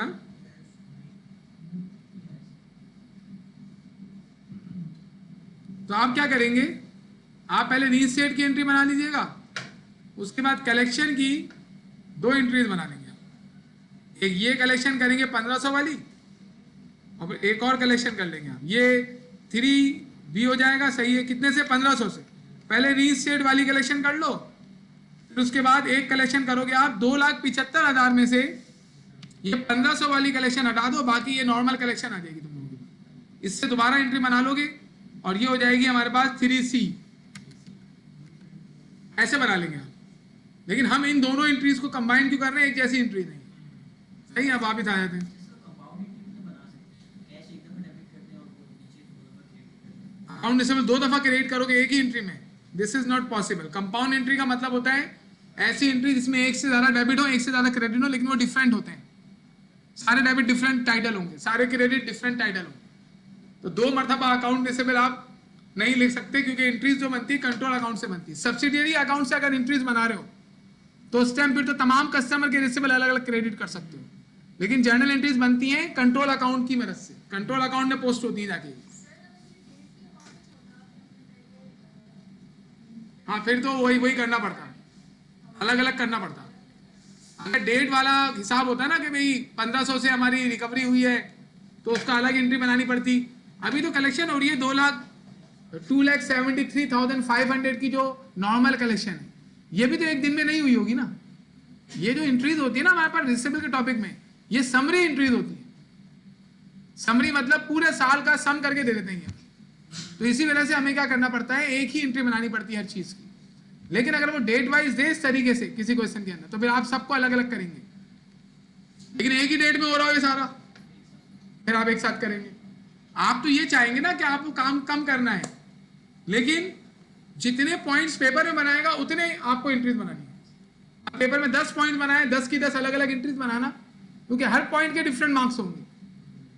उसमें कंबाइन करने की कोशिश नहीं कीजिएगा, वरना वो फिर उससे मार्क्स जो है आगे पीछे हो सकते हैं। जितनी रिक्वायर्ड है उतने रिक्वायर्ड नंबर डालो, required number 1, required number 2, required number 3, अलग अलग शो करें उसको आप। इसके बाद बेटा क्या है भाई, इसके बाद खत्म एंट्रीज। अब ये बोल रहा है परसेंटेज लगा लो। अब आपको पहले इसकी मदद से क्या बनाने पड़ेंगे, अकाउंट्स बनाने पड़ेंगे जर्नल लेजर में। तो क्या डेट आएगी, पहले तो आप अकाउंट बनाएं। छोटा सा सवाल है ये, इसमें इतने ज़्यादा एंट्रीज भी नहीं है। इसमें ये क्वेश्चन मैंने क्यों सेलेक्ट किया करवाने के लिए, क्योंकि इसमें रिकवरी वाला काम है, वरना फिर ये क्वेश्चन मैं आपको दे देता हूँ टास्क में। जो क्वेश्चन मैं ना करवाऊँ वो आप कर लीजिएगा खुद ही, इसका मतलब है वो आपको करना है। क्या डेट आएगी, 2006 Jan 1 to December 31। यहां पर भी यही डेट आ जाएगी 2006। बस ये क्वेश्चन करने के बाद हम इनकम स्टेटमेंट अप्रोच की तरफ जा रहे हैं, और जब इनकम स्टेटमेंट अप्रोच का क्वेश्चन करवा दूंगा ना, उसके बाद आप मेरे उन तमाम सवालों के जवाब दे सकते हैं जो मैंने आपसे शुरू में पूछे थे। Jan 1 to December 31। Income statement approach पढ़ने के बाद काम सिर्फ क्या रह जाएगा, एक तो वो रह जाएगा। दूसरा, अगर वो भी हमने पढ़ लिया तो उसके बाद काम ये रह जाएगा कि सवाल गौर से पढ़ना है आपने। इनकम स्टेटमेंट अप्रोच के बाद कुछ भी नहीं बचेगा। एक एजिंग का काम है, वो हमें करना होगा बस। एजिंग है इसके अंदर। एजिंग क्या है वो इनकम मिशन अप्रोच के बाद मैं बताऊंगा आपको, अभी नहीं, वरना फिर तुम एजिंग के बारे में सोचना शुरू कर दोगे जी। आइए, रिसीवेबल का बिगिनिंग बैलेंस है 75,000, आप लिखेंगे बैलेंस BD 75,000। फिर उसके बाद आपके पास अलाउंस ऑफ डेटर्स का बैलेंस है 4750, ये क्रेडिट में आएगा, बैलेंस BD 7,500, यही था ना बैलेंस 4750 जी। अब मुझे एंट्रीज बताएं। पहली एंट्री में अकाउंट रिसीवेबल डेबिट हो रहा है 2,90,000 से, तो आप जाएंगे और जनरल लेजर में 2,90,000 से पहली एंट्री में डेबिट कर देंगे इसको। सामने क्या लिखेंगे, सेल्स, नहीं करो यार भर कर देंगे। इसके बाद फिर दूसरी एंट्री में अलाउंस ऑफ डेटर डेबिट हो रहा है, अकाउंट रिसीवेबल क्रेडिट हो रहा है, तो अलाउंस ऑफ डेटर्स को पहले डेबिट करें। एंट्री नंबर 2 में 2 है ये, एंट्री नंबर 2 में अलाउंस ऑफ डेटर्स कितने में डेबिट हो रहा है 4,500, सामने क्या आएगा अकाउंट्स रिसीवेबल। इसके बाद अकाउंट रिसीवेबल भी क्रेडिट हो रहा है एंट्री नंबर 2 में, तो आप 2 में जाके इसे क्रेडिट करेंगे 4,500 से, और सामने क्या आएगा अलाउंस फॉर बैड डेट्स। वही तरीका है, कोई नई चीज नहीं आई, बस एक एंट्री हमारे पास न्यू है। इसके बाद आप जाएं और आप देखें अगली एंट्री में अकाउंट रिसीवेबल डेबिट हो रहा है, अलाउंस ऑफ डेटर्स क्रेडिट हो रहा है, तो आप जाएंगे अकाउंट रिसीवेबल को 1,500 से डेबिट करेंगे। 3A है ये, बताइए क्या है 3A है, 3A में अकाउंट रिसीवेबल डेबिट हो रहा है 1,500 से, सामने क्या आएगा अलाउंस फॉर बैड डेट्स। और फिर तीसरी 3B में ही 3A में allowance of bad dates, 3A में देखें आप 3A में अकाउंट रिसीवेबल डेबिट हो रहा है तो हमने डेबिट में लिख दिया, अलाउंस ऑफ डेटर्स क्रेडिट हो रहा है तो हम क्रेडिट में लिखेंगे। तो आइए अलाउंस ऑफ डेटर्स को क्रेडिट कर देते हैं 3A में, तो आप यहाँ लिखें 3A कितने से क्रेडिट करना है 1,500 से, सामने आ जाएगा अकाउंट्स रिसीवेबल, ये भी हो गया। इसके बाद आप जाएं अगली एंट्री में देखिए cash debit account receivable credit, तो बस ये अकाउंट रिसीवेबल के अंदर पोस्ट होगी। अब जाकर एंट्री नंबर 4 में 3B में अकाउंट रिसीवेबल क्रेडिट करेंगे 2,75,000 से, सामने आ जाएगा कैश। खत्म, सारी एंट्रीज पोस्ट हो गई। अब फूडिंग करें, बैलेंस करें, परसेंटेज लगाएं, बैड डेट्स को एस्टिमेट कर लें। अगर अकाउंट रिसीवेबल का एंडिंग बैलेंस आपने गलत निकाला तो आपका बैड डेट्स गलत एस्टिमेट होगा। अकाउंट बनाते वक्त एहतियात कीजिएगा। अब बड़ा अमाउंट कौन सा है डेबिट का, और अकाउंट रिसीवेबल डेबिट साइड ही बड़ी होती है, आप इसको दोनों जानिब लिख लेंगे।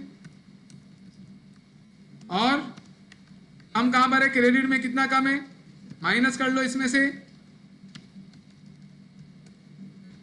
तो ये आ गया बैलेंस, बैलेंस CD, और यही बैलेंस इधर भी कॉपी। अच्छा, यहां पे क्या डेट आएगी 31,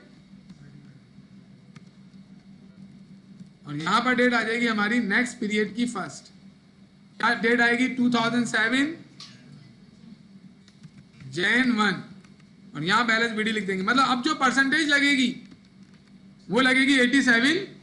अब इसको अगर वो बैलेंस नहीं करना है, इसको ऐसी ओरल बैलेंस करना है। क्रेडिट में कितना है 6,250, इसको सम कर लें, इसका बैलेंस आ रहा है 6,250, और यहां पर कितना है 4,500, यानी हमारा एस्टिमेशन इन दोनों को मिला के कितना बन रहा है, यानी राइट ऑफ होना चाहिए था 6,250 से, जबकि राइट ऑफ हुआ 4,500 से। कितना कम राइट ऑफ हुआ, तो आप क्या करें, इसको सम कर लेता हूं आपके सामने। यहां पर ये क्रेडिट का सम है, जबकि डेबिट का जो सम है वो हमारे पास 4,500 रुपये। तो इसका मतलब क्या हुआ, हमारे पास क्रेडिट में बैलेंस आ रहा है अभी 1,750। ये 1,750 मैं अपने एस्टिमेशन में से ऐड करूंगा लेस करूंगा, इसके लिए मुझे क्या बनाना पड़ेगा कंप्यूटेशन, तो ये कंप्यूटेशन आ गया एस्टिमेट। वही तरीका है, पॉलिसी लिखो, कितना परसेंटेज है 5%, estimated bad debts are 5% of year end accounts receivable. अब हम लिखें क्या, estimated allowance for bad debts जी कितना 87,000 बैलेंस आ रहा था ना, इस पे परसेंटेज लगाएंगे कितनी 5%, अप्लाई करें जी बेटा, इस पे अप्लाई करें, क्या अमाउंट आ रहा है जी, क्या अमाउंट आ रहा है बताएं, 4,300, ये हमारे पास बैटरी एक्सपेंस होना चाहिए। अब इसमें से प्रीवियस बैलेंस क्या कर लेंगे हम, लेस, क्रेडिट में आ रहा है ना, क्रेडिट वाला लेस होता है, आप लिखेंगे लेस क्रेडिट बैलेंस इन, बेटा नहीं करो ये हरकत, सब लोग घर में यही करते हो क्या, credit balance in allowance for bad dates before adjustment. आप बताएं कितना है ये अकाउंट से मालूम चलेगा आपको, 1750 क्रेडिट में है, तो आप 1750 लाके इसमें से लेस कर लें।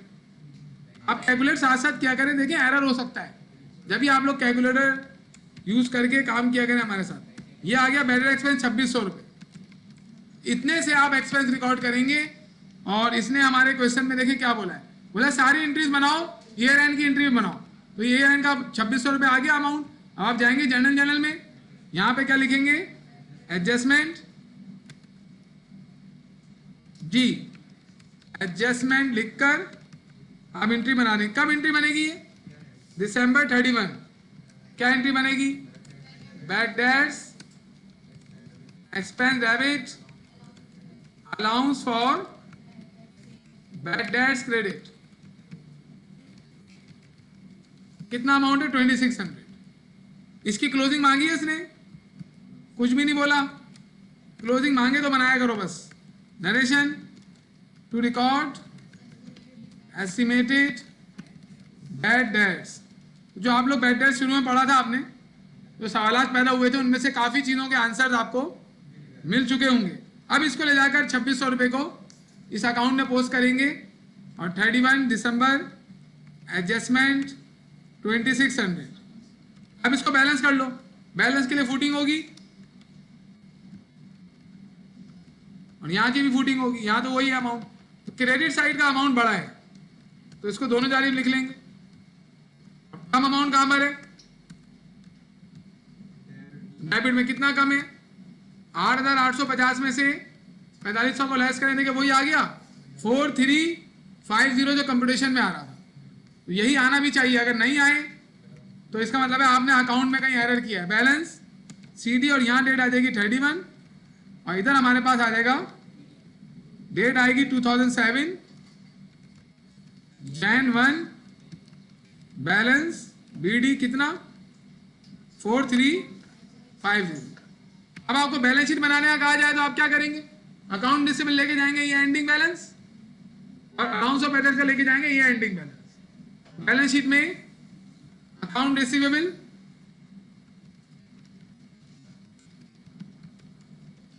इस 87,000 और इसमें से मिन्हा कर लें deduct allowance for bad debts का एंडिंग बैलेंस। एक तरीका यह है कि आप अलाउंस ऑफ बैड डेट्स के अकाउंट में जाके एंडिंग बैलेंस उठा लें, या इसी में परसेंटेज लगा लें, या कंप्यूटेशन में जो परसेंटेज लगाने के बाद आया वो लिख दें 4350, यही था ना। अब देखिए इसमें यहां आ जाएगा नेट रियलाइजेबल वैल्यू।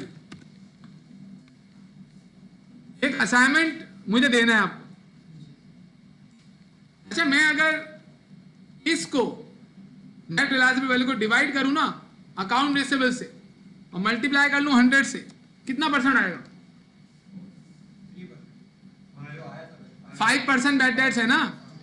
मैं नेट रियलाइजेबल वैल्यू को अगर डिवाइड करूं अकाउंट रिसीवेबल से और 100 से मल्टीप्लाई करूं तो कितना परसेंट आएगा। अरे भाई कैसे 5 आ सकता है, 95% आएगा, क्योंकि बैड डेट्स 5% है, नेट रियलाइजेबल वैल्यू तो 95% है ना। आ रही है या ऊपर से निकल गया बेटा। अगर मैं बोल रहा हूँ 87,000 में 5% बैड डेट्स है तो 5% 4350 5% होगा, बाकी 100 में बचा 95%। ये जो नेट रियलाइजेबल वैल्यू है ना 95% है। हाँ देखिए 95%। अब कहने का मतलब ये है कि अगर पेपर में ये लिखा हुआ आ जाए estimate bad debts when net realizable value is 95% of year end account receivable. हमें तो नेट रिलायजेबल वैल्यू की परसेंटेज नहीं चाहिए होती, बैड डेट्स की चाहिए होती है। तो आप 100 में से 95 लेस करके बैड डेट्स की परसेंटेज लेंगे और उसकी मदद से काम करेंगे। एक क्वेश्चन मैंने बनाया हुआ है इस पे, देखिए आप लोग अगर हैंड आउट पढ़ेंगे तो आपको ये नजर आएगा। प्रैक्टिस के लिए आपके लिए बनाए गए, नहीं करें? इधर है, ये दिया हुआ है प्रोबेबिलिटी ऑफ कलेक्शन। देखना ये क्या लिखा हुआ है, 0.98 मतलब 98%। 98% प्रोबेबिलिटी है कलेक्शन की। तो कितनी नहीं है कलेक्शन की प्रोबेबिलिटी? 2%। तो हमें तो 2% चाहिए ना, हमें 98% थोड़ी चाहिए। तो पेपर में आपके साथ दोनों ड्रामे कर सकता है। वो आपको बैड डेट्स की परसेंटेज भी दे सकता है, वो आपको कलेक्शन की परसेंटेज भी दे सकता है। तो अगर आपको कलेक्शन की परसेंटेज दे तो आप 100 में से माइनस करके बैड डेट्स की परसेंटेज यूज कीजिएगा। अब आ जाए एक इनकम स्टेटमेंट अप्रोच का क्वेश्चन करते हैं। देखिए जब आप पूरा बैड डेट्स पढ़ लेंगे ना, पूरा हैंडआउट भी सॉल्व कर लिया आपने, फिर आप कहीं से कोई एमसीक्यू उठाएंगे बैड डेट्स का।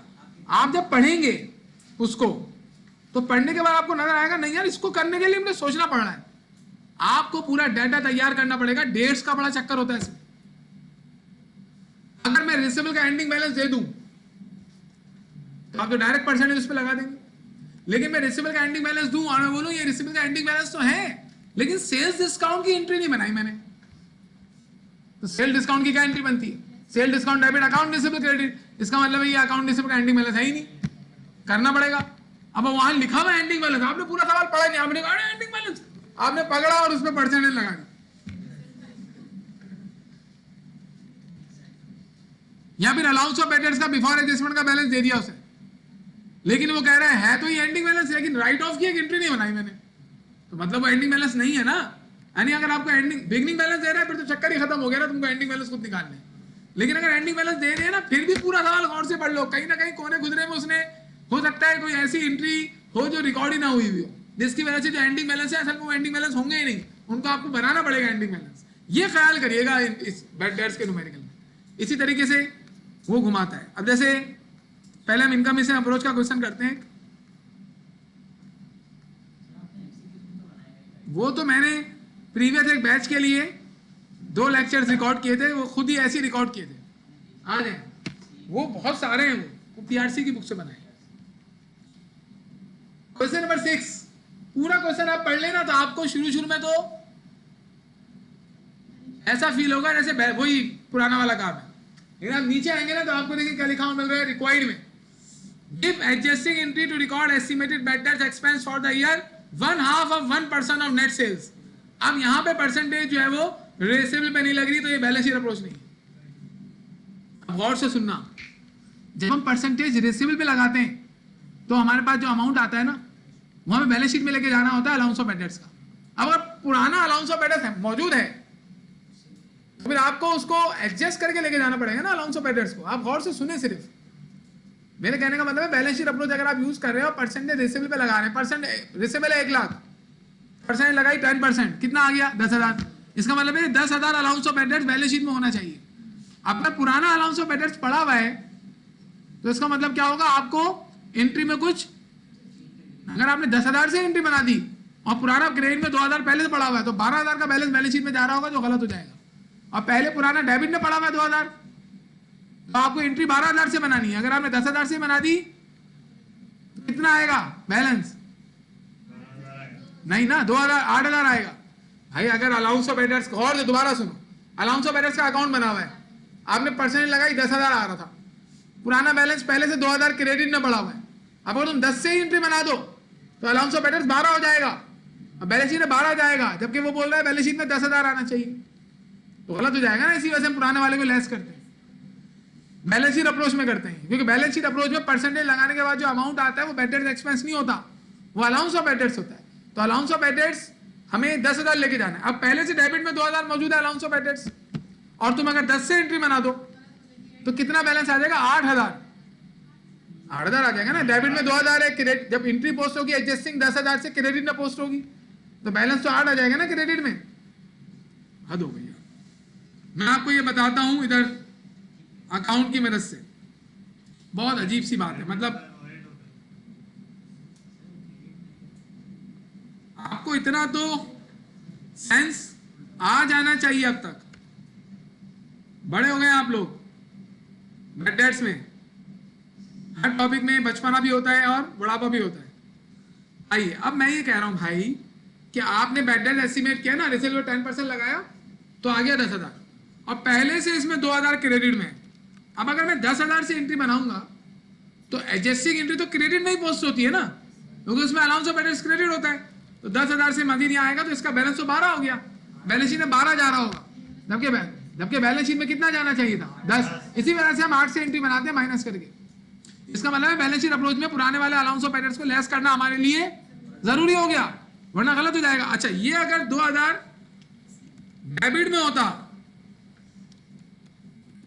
और मैं एंट्री 10,000 से ही बना देता, अब देखिए इसको माइनस करके बैलेंस आएगा ना, कितना बैलेंस आ जाएगा 8,000 क्रेडिट और बैलेंस शीट में 8 जा रहा होगा तो गलत हो जाएगा। बैलेंस शीट में कितना जाना चाहिए।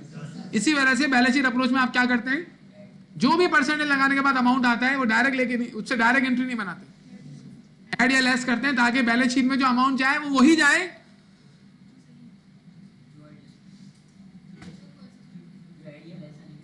नहीं आप नहीं बोला, आपने बोला ही नहीं वो बात।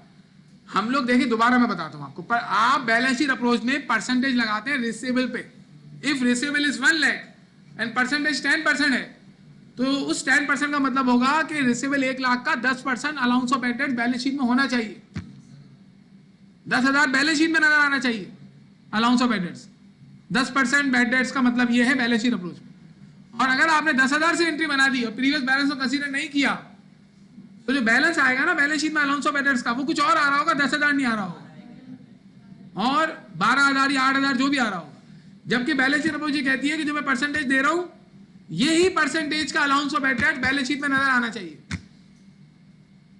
यानी अगर मैं आपको बैलेंस शीट दूं, अकाउंट में से लिखा हुआ है 2 लाख, बैड डेट्स की परसेंटेज है 5%, 100% वहां पे कितना लिखा हुआ नजर आना चाहिए अलाउंस ऑफ बैड डेट्स 10,000। अगर आपने एंट्री 10,000 से ही बना दी तो वो गलत होगी, उसी अमाउंट से एंट्री नहीं बनती। इनकम स्टेटमेंट अप्रोच में हम जब काम करते हैं ना तो वहां पे हमारा मतलब ये नहीं होता क्या चीज कि जो परसेंटेज दे रहा हूं इससे जो अमाउंट आएगा वो बैलेंस शीट में नजर आना चाहिए। क्यों? क्योंकि वो परसेंटेज रिसीवेबल पे लगा ही नहीं रहा होता। बैलेंस शीट अप्रोच में ये जो प्रीवियस क्वेश्चन था इसको देखें आप, ये देखिए ये क्या बोल रहा है, ये बोल रहा है कि मुझे अकाउंट रिसीवेबल के एंडिंग बैलेंस का 5% अलाउंस चाहिए। यानी बैलेंस शीट में जो भी अकाउंट रिसीवेबल लिखा हुआ होगा उसके नीचे अलाउंस ऑफ बैड डेट्स होगा, वो अलाउंस ऑफ बैड डेट 100% 5% ही होना चाहिए उसका। अगर आप बैलेंस शीट अप्रोच से क्वेश्चन सॉल्व करके बैलेंस शीट बना रहे हैं और सवाल में 5% मेंशन हुआ है, बैलेंस शीट आपने बनाई और उसमें अलाउंस ऑफ बैड डेट्स 5% नहीं है तो आपने पीछे गलत काम किया। इनकम मिशन अप्रोच में ऐसा कुछ नहीं है। इनकम मिशन अप्रोच में वो बोल रहे हैं कि सेल्स कितनी है, जितनी भी सेल्स है उसका 1% आपको बैड डेट्स ले लेना है। यानी वो यहाँ ये नहीं कह रहा कि आप अलाउंस ऑफ बैड डेट्स को बैलेंस शीट में मेंटेन करें।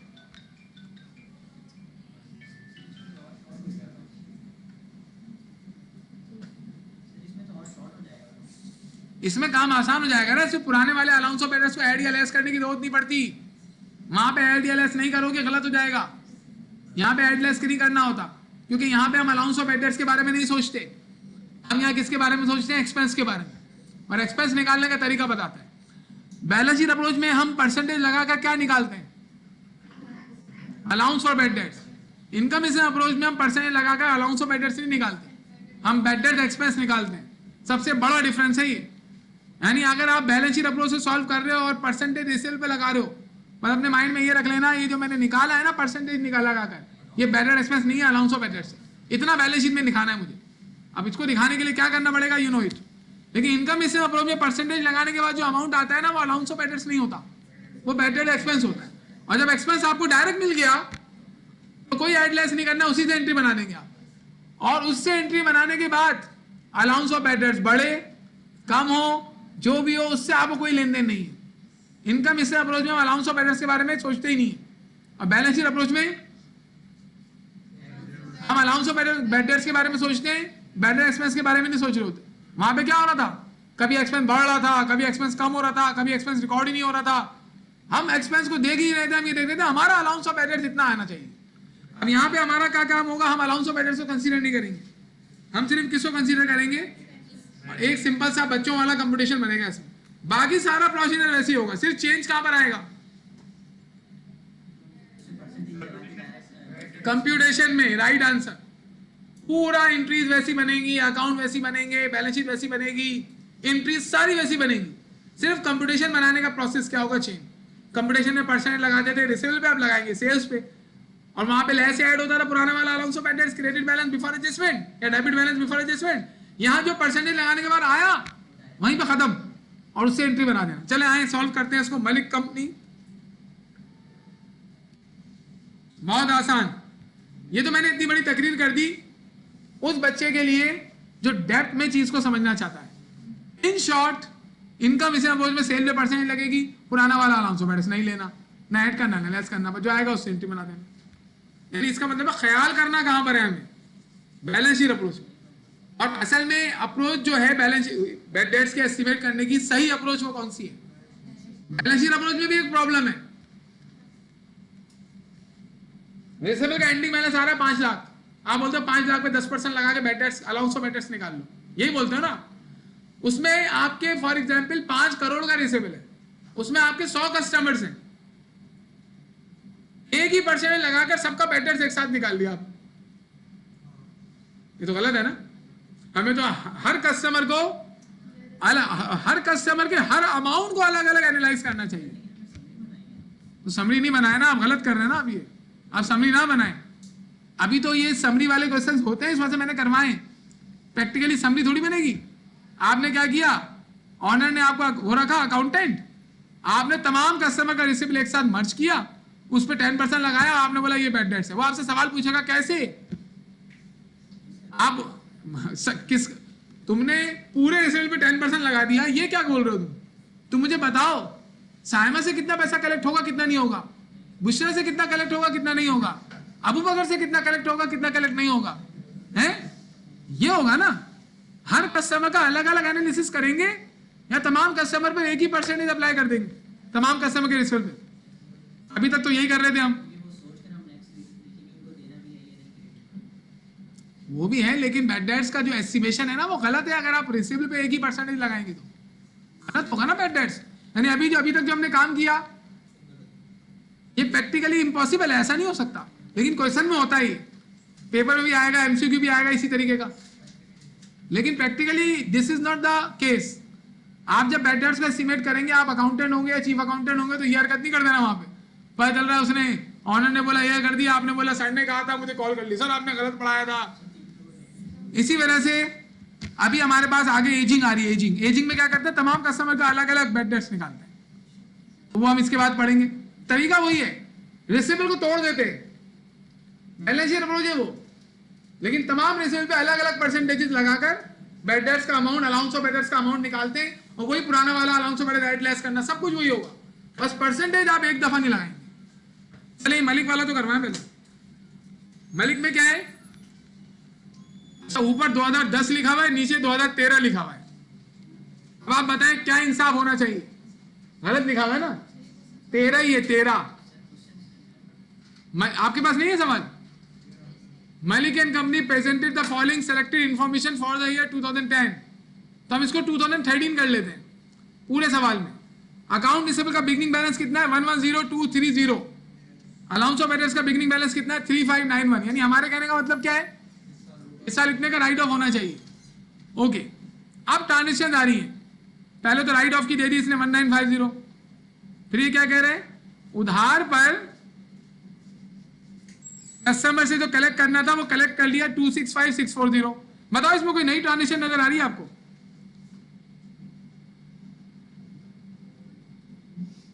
कोई नई ट्रांजेक्शन नजर आ रही है, जल्दी बताइए। Is there any new transaction in it?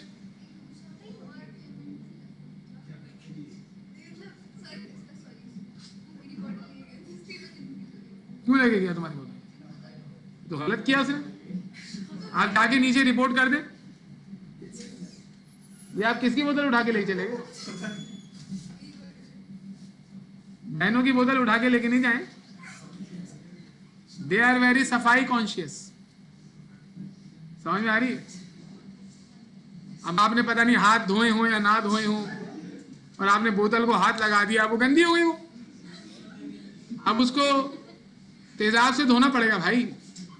इसी वजह से आप एहतियात किया करें। मतलब मैं आपको रियलिटी बता रहा हूँ। पता चल रहा है फ्यूचर में कोई ऐसी बहन सामने आ गई, वो खड़ी हो गई, तुमने मेरी बोतल को हाथ कैसे लगाया, वो फट्टा हो गया वहां पे। यानी आप उससे बोले कि टाइम कम था तो मैंने इसी वजह से मुझे नजर नहीं आया।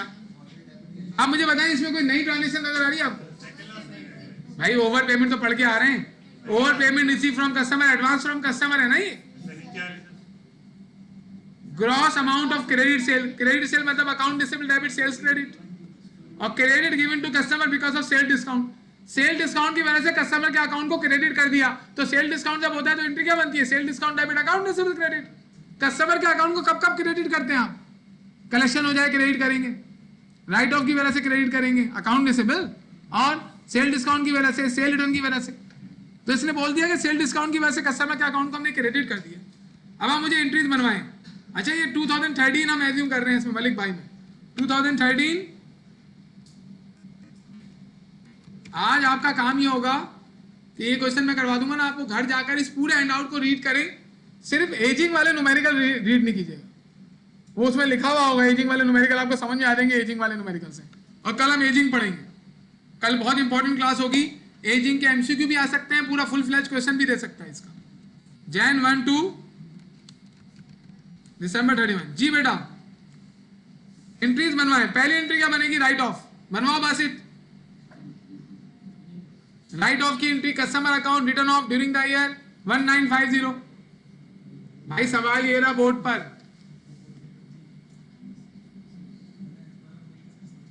राइट ऑफ की एंट्री बताओ 1950 की।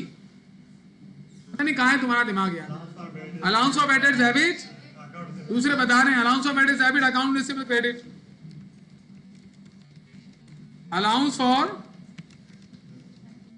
और account receivable credit. Extra efficient अगर आप बनेंगे ना तो परफॉर्मेंस खराब हो जाएगी। अभी एक दफा एक यूनिवर्सिटी में मैं एक बैच पढ़ा रहा था, उसमें एमबीए की क्लास में एक ऐसी स्टूडेंट आ गई जिसने बीबीए में अकाउंटिंग काफी पढ़ी हुई है, और मुझसे बोल रही है सर ये तो नॉर्मल कोर्स है, मुझे करना पड़ रहा है, आप आगे वाली अकाउंटिंग पढ़ाए। तो मैं तो कोर्स से नहीं हट सकता, कोर्स है वही पढ़ाऊंगा। पेपर के जब पेपर देने आई तैयारी करके नहीं आई, एक्स्ट्रा एफिशिएंट बनने की कोशिश। और क्लास में उसके उन स्टूडेंट्स के से भी कम नंबर आए जिन्होंने फर्स्ट टाइम अकाउंटिंग पढ़ी है। तो बेटा ये जो है ना तरीके सही नहीं है, आपको कॉन्सेंट्रेशन देकर काम करना है। कैसी भी चीज चल रही हो पार्टिसिपेट किया करें, काम किया करें, मेहनत करें, घर जाके पढ़ें, तो फिर आप टाइम वेस्ट नहीं करेंगे अपना, फिर निकलते चले जाएंगे आगे। 1950। अच्छा नरेशन क्या आएगी? Wrote off worthless customers account. मैंने आपको जो हैंडआउट रीड करने का कहा है ना, इस वजह से कहा है, तो कल लास्ट क्लास होगी बैड डेट्स की, जब मैं एजिंग करवा दूंगा आपको जो क्वेश्चन पूछना है पूछेगा, मैं आपको गाइड करूंगा, आप खुद सॉल्व करके मुझे फिर करके लाके दिखाएंगे। हर सवाल आप कर सकते हैं, एक आध सवाल शायद मुझे करवाना पड़ जाए बस।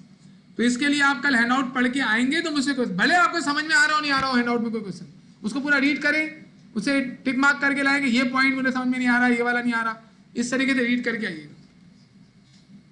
मैसेज में नहीं पूछना उसमें से कोई सवाल मुझसे, कल क्लास में हम डिस्कस करेंगे। इसके बाद cash collected from customer to apply on account 265। जी क्या एंट्री बनेगी?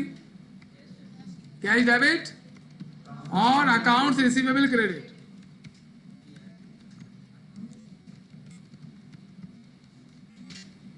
क्या अमाउंट है?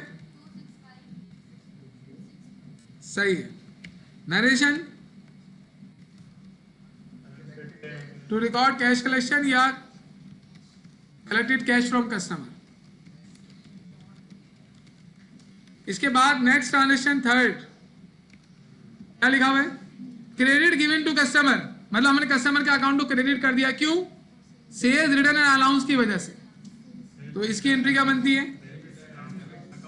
हाँ तो आप बना देंगे sales return and allowance debit और अकाउंट्स रिसीवेबल क्रेडिट। आप ये राइट ऑफ की एंट्री मुझे बता सकते थे, कंसंट्रेशन थोड़ी लूज की हुई आपने। Narration to record sales return and allowance. 4 जी, आपने जो भी चीजें पढ़ी हुई हो ना वो आपको हर वक्त याद होनी चाहिए सारी, अकाउंट्स में, कॉस्टिंग में, या आपके मेन सब्जेक्ट से फाइनेंशियल अकाउंटिंग, कॉस्ट अकाउंटिंग, इसके हर चीज हर वक्त याद होनी चाहिए आपको। बिजनेस और वो कॉर्पोरेट लॉ और टैक्सेशन, यही वो हैं जो आगे जाके यूज होंगे। 6 अकाउंटिंग है आपकी, एक कॉर्पोरेट लॉ, एक टैक्स, यानी 8 सब्जेक्ट आपको बहुत अच्छी तरीके से आने चाहिए। अगर आप फाइनेंस डिपार्टमेंट में काम करेंगे ना तो यही यूज होते हैं ज्यादा। कम्युनिकेशन वगैरह सब यूज होगा, लेकिन ये ज्यादा इंपॉर्टेंट है। अगर आपकी कम्युनिकेशन वीक भी हो थोड़ी सी, लेकिन आपके ये स्ट्रांग हो तो आप सबसे आगे होंगे। नेक्स्ट क्या है 4? ओके, आजकल चैट जीपीटी है तो इतना मसला नहीं है, लेटर वेटर सब बन जाते हैं। आगे बताओ, वर्थलेस कस्टमर अकाउंट लेकिन चैट जीपीटी आपको ये वाला अकाउंटिंग वाला काम करके नहीं दे सकता, गलतियां करता है उसमें। इंग्लिश के काम करके दे देगा, अकाउंटिंग में एरर करता है, फाइनेंस में एरर करेगा। राइट ऑफ की एंट्री बनेगी 1550 से। आप एक काम करें, उसको ये क्वेश्चन दे दें, कॉपी करें, चैट जीपीटी में डालें, बोले सॉल्व करके दो, कोई ना कोई एरर करेगा वो, करिएगा। अगर एरर नहीं किया तो अच्छी बात है, लेकिन ज्यादातर मैंने देखा है कि वो एरर कर रहा होता है। हाँ, फिर हाँ उसको बोलना पड़ता है, भाई तुम गलत बता रहे हो, बोलता है सॉरी फॉर इनकन्वीनियंस, और ये क्या बात है। अच्छा, allowance for bad dates debit और अकाउंट रिसीवेबल क्रेडिट। जी बेटा, कितना अमाउंट आएगा बताइए? 1150। इसके बाद ये क्वेश्चन मैं आपको क्यों करवा रहा हूं, सिर्फ उस कंप्यूटेशन को दिखाने के लिए कि वो कैसे बनेगा। 1550 ही लिखा है मैंने। हाँ, promissory note receive from customer. जी बेटा, नोट रिसीवेबल डेबिट आ रही है, note receivable debit and account receivable credit. Narration, collected promissory note customer से रिसीव किया होगा, कितना अमाउंट है? 17,500। यहां नरेशन क्या आएगी? Wrote off worthless customer's account. इसके बाद क्या है हमारे पास? 5 के बाद 6 जी, ओवर पेमेंट, मतलब ये एडवांस फ्रॉम कस्टमर है, क्या बनेगी इसकी एंट्री? अकाउंट रिसीवेबल डेबिट और एडवांस फ्रॉम कस्टमर क्रेडिट। कितना? ये हो गया। नरेशन टू रिकॉर्ड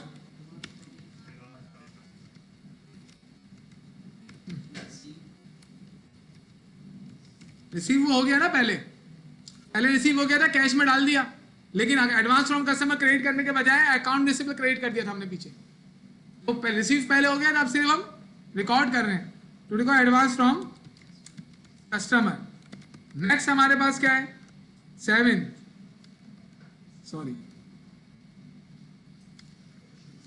जी, क्या लिखा है बेटा? Credit sales. क्रेडिट सेल हमारे पास इतने अमाउंट से हो रही है, account receivable debit sales credit, सब समरी एंट्रीज हैं। टू रिकॉर्ड, जब कोई ऐसा टॉपिक आता है ना जो कि इजी होता है, जैसे भी एंट्रीज चल रही है तो आपको टाइम मिल जाता है दूसरे काम करने का। जैसे कंट्रोल अकाउंट का टॉपिक आएगा, थोड़ा रिलैक्स टॉपिक होगा, तो उस वक्त आप अपनी वाली चीज निकालेंगे जो पीछे वीक रह गई थी, उसको स्ट्रॉन्ग करेंगे। रिलैक्स होके चाय पीने नहीं बैठ जाना। टू रिकॉर्ड क्रेडिट सेल्स, चाय पिए, थोड़ा सा रिलैक्स भी होना चाहिए इंसान को, ऐसा नहीं अब नहीं पिला रहा कोई दोस्त में तो हम क्या कर सकते हैं। अच्छा, बराबर हो जाता है ये, आप आज पिलाएंगे कल वो पिला देगा, बराबर हो जाता है वो। बहरहाल credit given to customers because of sale discount, sale discount की एंट्री बन जाएगी इसमें। क्या एंट्री बनेगी? Sales discount debit. और एक एंट्री की जगह छोड़ेंगे हम किसकी? बैड डेट्स वाली entry, adjusting entry. Accounts receivable कितना अमाउंट है? 3426। Narration to record sales discount. जब बोर्ड पे पढ़ाया जाता है ना तो वहां पे सारी कैलकुलेशन स्टूडेंट को खुद बतानी पड़ती है, वहां टाइम बहुत लगता है, और यहां पर ये एक्सेल की वजह से कैलकुलेशन खुद हो जाती है। अब जर्नल लेजर बनाएंगे हम। जर्नल लेजर क्यों बना रहे हैं? क्या बैलेंस इनकम स्टेटमेंट अप्रोच में परसेंटेज किस पर लगेगी? सेल्स पे। और अलाउंस ऑफ एरियर्स भी एड लेस नहीं करना है, हमें अकाउंट की जरूरत तो नहीं है, जरूरत ही नहीं है, परसेंटेज लगेगी। मैं आपको इन अकाउंट्स के बगैर बैड डेट एस्टीमेट करके दिखाता हूं। इधर आए, हमें बैड डेट्स को एस्टीमेट करना है ना। आप यहां लिखिए पॉलिसी। क्या पॉलिसी है बेटा? सवाल में आओ। 1/2 of 1% of net sales. Net sales पर 1% लगाओ, फिर उसका 1/2 मतलब आधा ले लो, तो बैड डेट्स आ जाएगा। लेकिन हम डायरेक्ट नहीं लिखेंगे ना, पूरा लिखेंगे जो लिखा हुआ है। क्या? Estimated bad debts R G 1/2 of 1%, मतलब ये 0.5% ही है ऑफ नेट सेल्स। अच्छा एक बात बताएं, क्या कैश सेल्स पे बैड डेट्स हो सकता है? कैश सेल्स में, ये इंपॉर्टेंट पॉइंट है, गौर से सुनना। कैश सेल्स में बैड डेट्स हो सकता है? नहीं, कैश में कलेक्शन हो गई ना। क्रेडिट सेल में बैड डेट्स होता है। तो अगर वो सिर्फ नेट सेल्स भी बोले ना तो उसका मतलब होता है नेट क्रेडिट सेल्स। यानी इनकम स्टेटमेंट अप्रोच में जब वो बोलेगा ना सेल पे परसेंटेज लगाओ, तो वो कैश सेल्स होगी ही नहीं, वो सिर्फ क्रेडिट सेल होगी। अगर वो क्रेडिट सेल बोल भी रहे तब भी क्रेडिट सेल होगी, और सिर्फ सेल्स बोल रहे तब भी वो क्रेडिट सेल होगी। यानी कैश सेल्स के अमाउंट को आपको हमेशा एक्सक्लूड रखना है। अब अगर मैंने क्रेडिट सेल की 1 लाख की, कैश सेल्स की 1 लाख की, 2 लाख की सेल हो गई, उसे बोला नेट सेल पे परसेंट लगाओ, आपने पूरे 2 लाख पे परसेंट लगा दी, गलत हो गया ये। ओके, कैश सेल्स तो कलेक्टिव हो गई, तो उसमें कोई बैड डेट थोड़ी होगा। क्रेडिट सेल पे लगाएंगे आप परसेंटेज। अब ये यहां देखिए, इधर मेंशन नहीं हुआ कंपटीशन में, कंपटीशन में बोला नेट सेल पे लगाओ।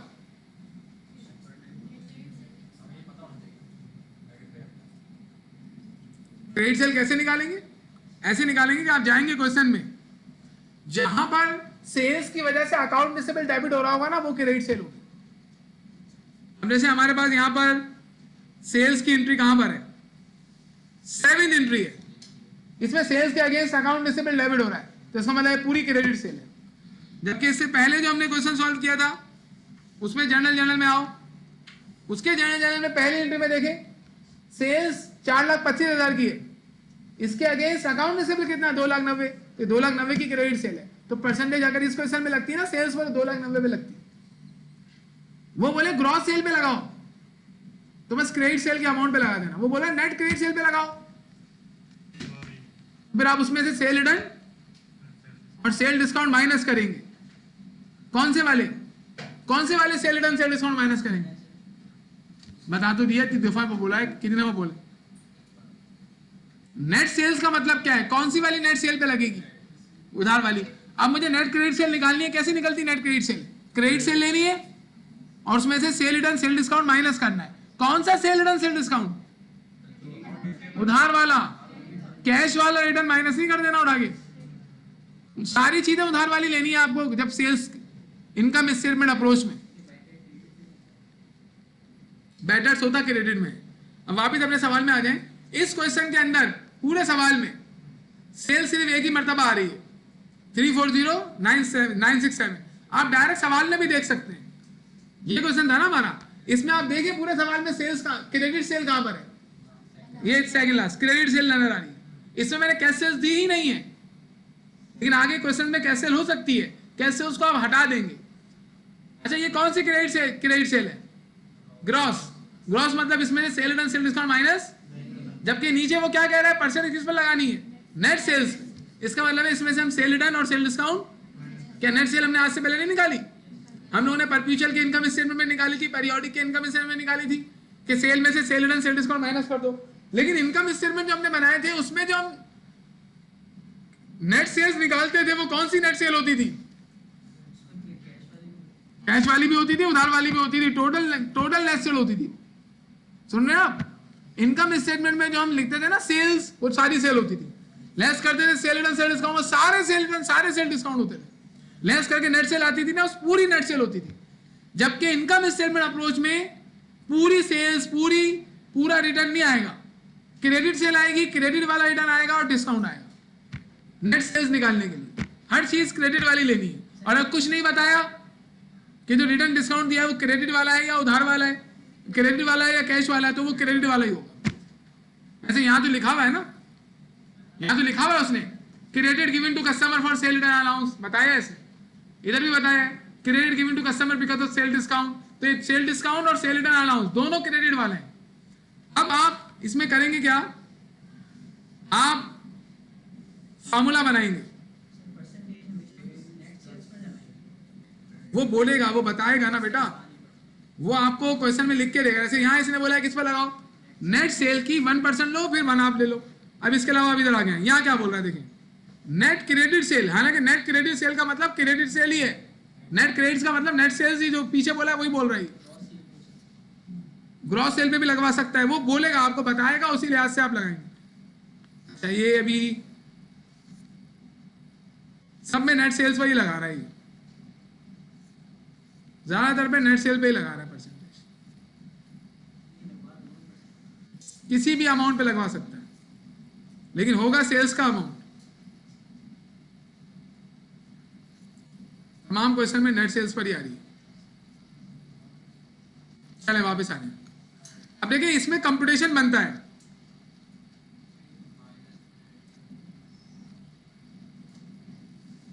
कौन सा सवाल था, ये था। इसमें देखिए कंपटीशन बनता है।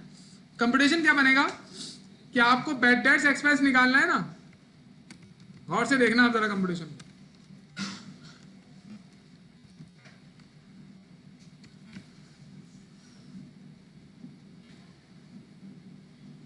अगर आपको बैड डेट्स एक्सपेंस निकालना है, डायरेक्ट बैड डेट्स एक्सपेंस निकलता है, तो क्या करो, नेट सेल्स। अब नेट सेल्स का मतलब यहां पर क्या है, नेट क्रेडिट सेल्स। ये मैंने आपके लिए लिखा है, हालांकि उसने आपको नहीं बोला, उसने नेट सेल्स बोला है। नेट सेल्स बेटा नहीं करो, मल्टीप्लाई करेंगे किससे, 1% से, फिर उसका 1/2 भी लेंगे। उसने ये बोला है, ये अपनी तरफ से नहीं लिख रहा हूं, ये चेंज भी हो सकता है। वो बोल सकता है 2% लो, बस 2% लो, बस 2% लिख देंगे आप, ये 1/2 वगैरह लिखेंगे ही नहीं। जैसा वो बोलेगा वैसा फार्मूला कंस्ट्रक्ट करना है। अब आप मुझे बताएं सवाल में नेट सेल्स कितनी है, क्वेश्चन में चले जाते हैं। ये हमारी नेट सेल, ये हमारी क्रेडिट सेल है। क्रेडिट सेल कितनी है, क्रेडिट सेल ये रही। इसको निकालने के लिए आपको क्या करना पड़ेगा, भाई नेट सेल्स निकालनी है ना, तो सेल में से लेस करेंगे सेल रिटर्न और सेल डिस्काउंट। तो पहले हमें ये कैलकुलेट करना पड़ेगा। हम कहेंगे फर्स्ट वी फाइंड, अगर वो बोलता ग्रॉस सेल्स पे लगा दो तो इसी अमाउंट पे लगा देते, लेकिन अभी हमें निकालना पड़ेगा क्या, नेट सेल्स। कैसे निकालेंगे, हम लेंगे सेल्स, ग्रॉस सेल्स है ये, ग्रॉस मतलब इसमें cell return sale discount minus नहीं हुआ हुआ होगा, यानी कि कितना अमाउंट है, ये अमाउंट। इसमें से आप लेस करेंगे, क्या लेस करेंगे, सेल्स रिटर्न एंड अलाउंस। कौन सा वाला, उधार वाला, हाँ, और यहां सारा उधार वाला ही है। और इसके अलावा सेल्स डिस्काउंट कितने कितने हैं, ये अमाउंट बताएं।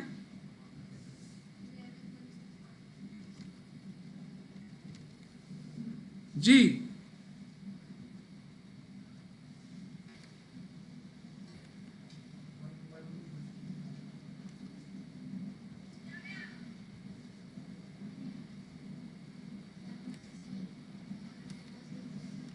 दो मिनट बेटा, सेल रिटर्न अलाउंस बताओ,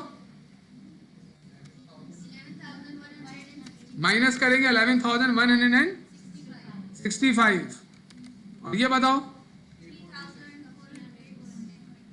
3,426, ये दोनों अमाउंट इसमें से लेस हो जाएंगे। इसको हम सही कर लेंगे बाद में यार, ये पता नहीं क्या होना है। इन दोनों को माइनस कर लो, माइनस करके बाद जो अमाउंट आएगा वो कहलाएगा नेट। अच्छा अच्छा सही है, ओके आई अंडरस्टूड, सही हो गया।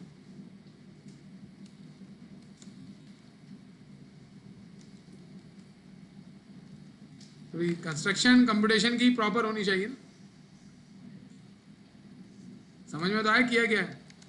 इन दोनों को माइनस कर लेंगे, माइनस करने के बाद जो अमाउंट आया उसे हम बोल देंगे नेट सेल्स, और नेट सेल्स का अमाउंट कितना आ रहा है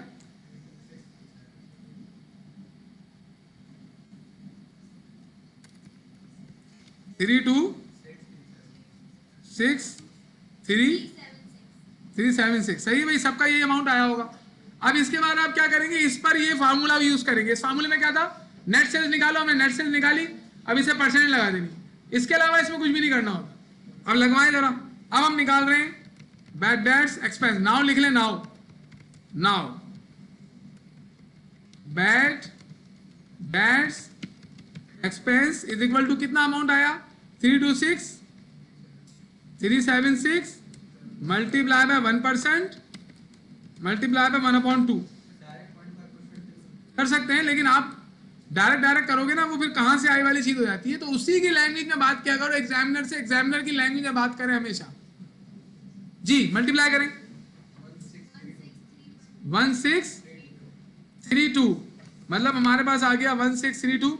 बस इसमें से अब आपको कुछ भी नहीं करना है, यही आपका बैड डेट्स एक्सपेंस हो गया, इससे आप एंट्री बना देंगे।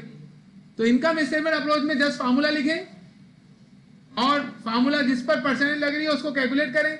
यहां पर अगर वो बोलता है ना कि बैड डेट एक्सपेंस जो है वो सेल्स का 1/2 है, सेल्स का, तो फिर आप क्या करते, आप फार्मूला क्या लिखते, bad debt expense is equal to sales multiply by 1% multiply 1/2। और यहाँ नीचे ये जो हमने ग्रॉस सेल में से cell return sale discount minus किया, ये करने के बजाय यहां पर क्या लिखते बताओ, यहाँ पूरा अमाउंट लिखते 340,967 और ये मल्टीप्लाई करके बैड डेट एक्सपेंस का अमाउंट निकाल लेते। सही, ओके। अब 1632 से हमारी एंट्री बनेगी बैड डेट्स की, कहां पर, जर्नल में। अब देखिए मैंने अकाउंट बनाए, अकाउंट तो नहीं बनाया मैंने, बैड डेट्स का अमाउंट हमारे पास आ गया, एडजस्टमेंट बन रही है 31 को, कोई हमारा अकाउंट नहीं बना। लेकिन ये अकाउंट बनाए बगैर बैलेंस शीट अप्रोच में काम नहीं हो सकता था, क्योंकि बैलेंस शीट अप्रोच में परसेंटेज किस पर लगती थी, रिसीवेबल के एंडिंग बैलेंस पर, तो उसके लिए अकाउंट का एंडिंग बैलेंस चाहिए होता था, अलाउंस ऑफ बैलेंस ऐड या लेस होता था, उसका अकाउंट बनाना पड़ता था। यहाँ पर आपको किसी अकाउंट की जरूरत नहीं होती, आप डायरेक्ट कंप्यूटेशन बनाकर, अगर आप ये ऊपर वाली एंट्रीज भी ना बनाए तब भी बैड डेट एक्सपेंस निकल सकता है। बैड डेट एक्सपेंस डेबिट और allowance for bad dates credit, वही एंट्री बन गई। लेकिन अगर मैं आपसे, कितना अमाउंट था 1632, लेकिन अगर मैं आपसे मांग लूं बैलेंस शीट इसी सवाल की, तो आप कैसे बनाएंगे, फिर आपको अकाउंट बनाने पड़ जाएंगे। इसका मतलब है बैलेंस शीट अप्रोच में आपको बैलेंस शीट ना भी मांगे तब भी अकाउंट बनाने पड़ते हैं कंप्यूटेशन के लिए। बैलेंस शीट मांग ले तो फिर अकाउंट बने होंगे, हम आगे लेके चले जाएंगे। लेकिन इनकम स्टेटमेंट अप्रोच में अगर वो हमसे सिर्फ बैड डेट्स को एस्टिमेट करने का कह रहा है, जैसी एंट्री मांग रहा है, तो हमें कोई अकाउंट बनाने की जरूरत नहीं है, हम बैड डेट्स को एस्टिमेट करेंगे और हमारा काम पूरा हो जाएगा। लेकिन अगर वो बैलेंस शीट मांग ले, जैसे इस सवाल में देखें आप, उसने बैलेंस शीट मांगी है, पढ़े रिक्वायर्ड में, उसने बोला है account receivable allowance of error से अकाउंट बनाओ, रिक्वायर्ड नंबर ए अगर मैं गायब कर दूं तो रिक्वायर्ड नंबर 2 करने से देखें एडजस्टिंग एंट्री बनाओ। तो एडजस्टिंग एंट्री बनाने के लिए तो आपको किसी अकाउंट की जरूरत नहीं थी, आप डायरेक्ट ये क्रेडिट सेल पकड़ते थे, cell return sale discount less करेंगे। मतलब एक अगर ये रिक्वायर्ड नंबर 2 होता ना सिर्फ, तो एक कंप्यूटेशन बनता और एक एंट्री बनती। लेकिन रिक्वायर्ड नंबर 1 में वो अकाउंट हमसे मांग रहा है, और ये अकाउंट हम डायरेक्ट भी बना सकते थे। डायरेक्ट जो मांग रहा है एंट्री थोड़ी मांग रहा है वो जर्नल, हमने ऐसी एंट्री बना दी जर्नल। अब वो अकाउंट हमें यहाँ कंस्ट्रक्ट करने पड़ेंगे, उन अकाउंट को कंस्ट्रक्ट करेंगे। अब इसमें एक इंपॉर्टेंट पॉइंट आएगा, मैं अलाउंस ऑफ एरर से अकाउंट बनवा रहा हूँ आपको, सही है, आइए अलाउंस ऑफ एरर का अकाउंट बनवाए मुझे। इसमें बैलेंस शीट अप्रोच में क्या था, कंप्यूटेशन में परसेंटेज लगाने के बाद जो आता था वो वही बैलेंस शीट में जा रहा होता था, उसमें एडियलाइज भी करते थे लेकिन वही बैलेंस शीट में भी जा रहा होता था। लेकिन यहां ऐसा नहीं होगा। डेट क्या है, 2013 जनवरी 1 2। आप देख रहे हैं इसकी प्रैक्टिस कितनी ज्यादा है, इन्वेंट्री से ज्यादा प्रैक्टिस है इसकी।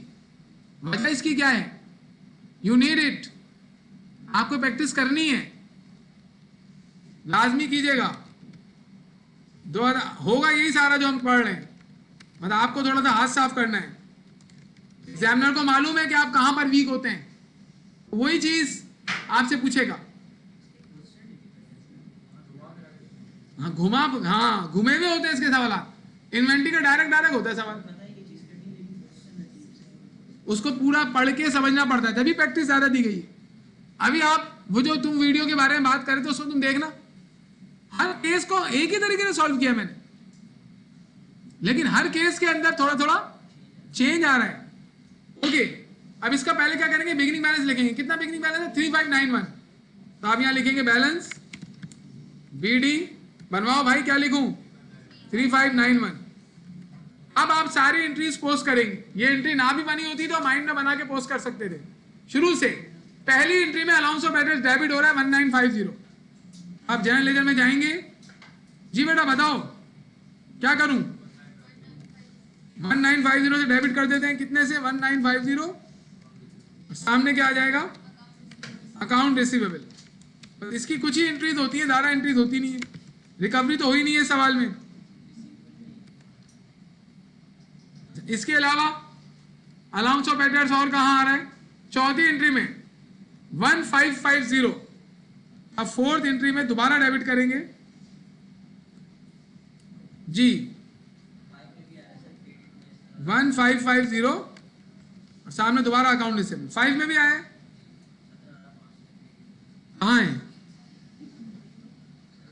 कहीं नहीं, हाँ देखो नहीं है बेटा, सही है। अब लास्ट एंट्री में अलाउंस ऑफ एड्रेस क्रेडिट हो रहा है। अब देखिए हमारे पास अलाउंस ऑफ एड्रेस का एडजस्टमेंट से पहले का बैलेंस कितना आ गया, निकालें आप इसे। क्रेडिट में 3591, डेबिट में कितना है 3500। पहले देखें इसको, तो इसमें क्रेडिट में बैलेंस आ रहा है, डेबिट में आ रहा है 91। इस 91 को हमने कुछ भी नहीं किया, ना करना है आपने कुछ। और अलाउंस ऑफ एड्रेस का बैलेंस शीट में कितना जाएगा वो भी अभी हमें नहीं मालूम, जो एंट्री बनाई है उससे भी नहीं जाएगा, वो पोस्ट होगी यहाँ पर। अलाउंस ऑफ एड्रेस के बारे में हम कुछ सोचते ही नहीं है ना इनकम से अप्रोच में। हमने तो एक्सपेंस निकाल लिया, अब एंट्री भी हमने बना लिया। एडजस्टिंग कितने से बनाई थी, 1632। मैं कितने से एंट्री बनाई थी, 1632 से। इसको आप एडजस्टमेंट में लाके आप पोस्ट करेंगे। अब इसका बैलेंस कितना आएगा ये पहले से हमें मालूम नहीं था, इनकम से अप्रोच से पता नहीं होता पहले से। बैलेंस शीट अप्रोच में पहले से पता होता है कि परसेंटेज, हाँ ये जो है ना, ये इसमें बैलेंस अलाउंस ऑफ बैलेंस का हमेशा क्रेडिट में ही आता है, ये याद रखें, क्योंकि कॉन्ट्रा एसिड है, कॉन्ट्रा एसिड का बैलेंस क्रेडिट में ही आता है, नॉर्मल बैलेंस है जी। अब इसको बैलेंस कर लें।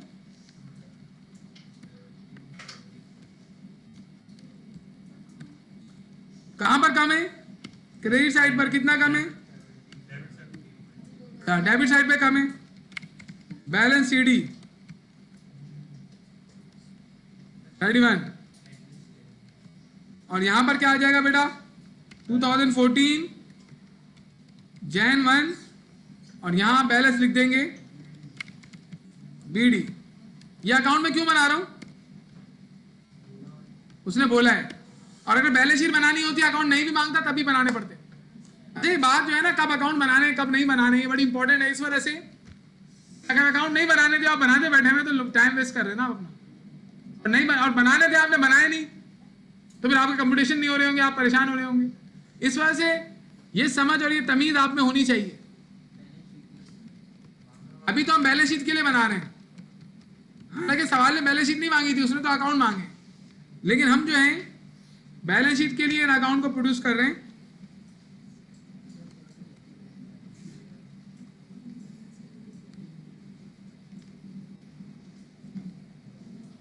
अब देखिए मैं ये एज्यूम करूंगा कल ये जो मैंने क्वेश्चंस करवाए ना ये आपने राइटिंग में सॉल्व किए हुए।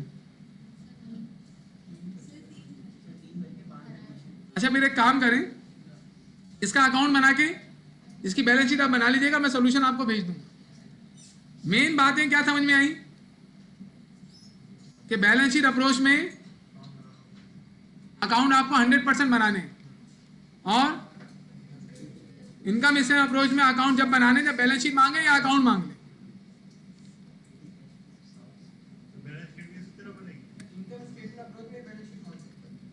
हाँ अरे भाई बैलेंस शीट तो इनकम से अप्रोच हो या बैलेंस शीट अप्रोच हो बैलेंस शीट तो बनेगी। बैलेंस शीट बनाने का मतलब क्या है, अपनी फाइनेंशियल रिपोर्ट बना रहे ना वो तो बनेगी, लेकिन अलाउंस ऑफ एरर्स का वो बैलेंस नहीं आएगा जो परसेंटेज लगाने के बाद आ रहा है इनकम से अप्रोच। क्लास ना मुझसे शुरू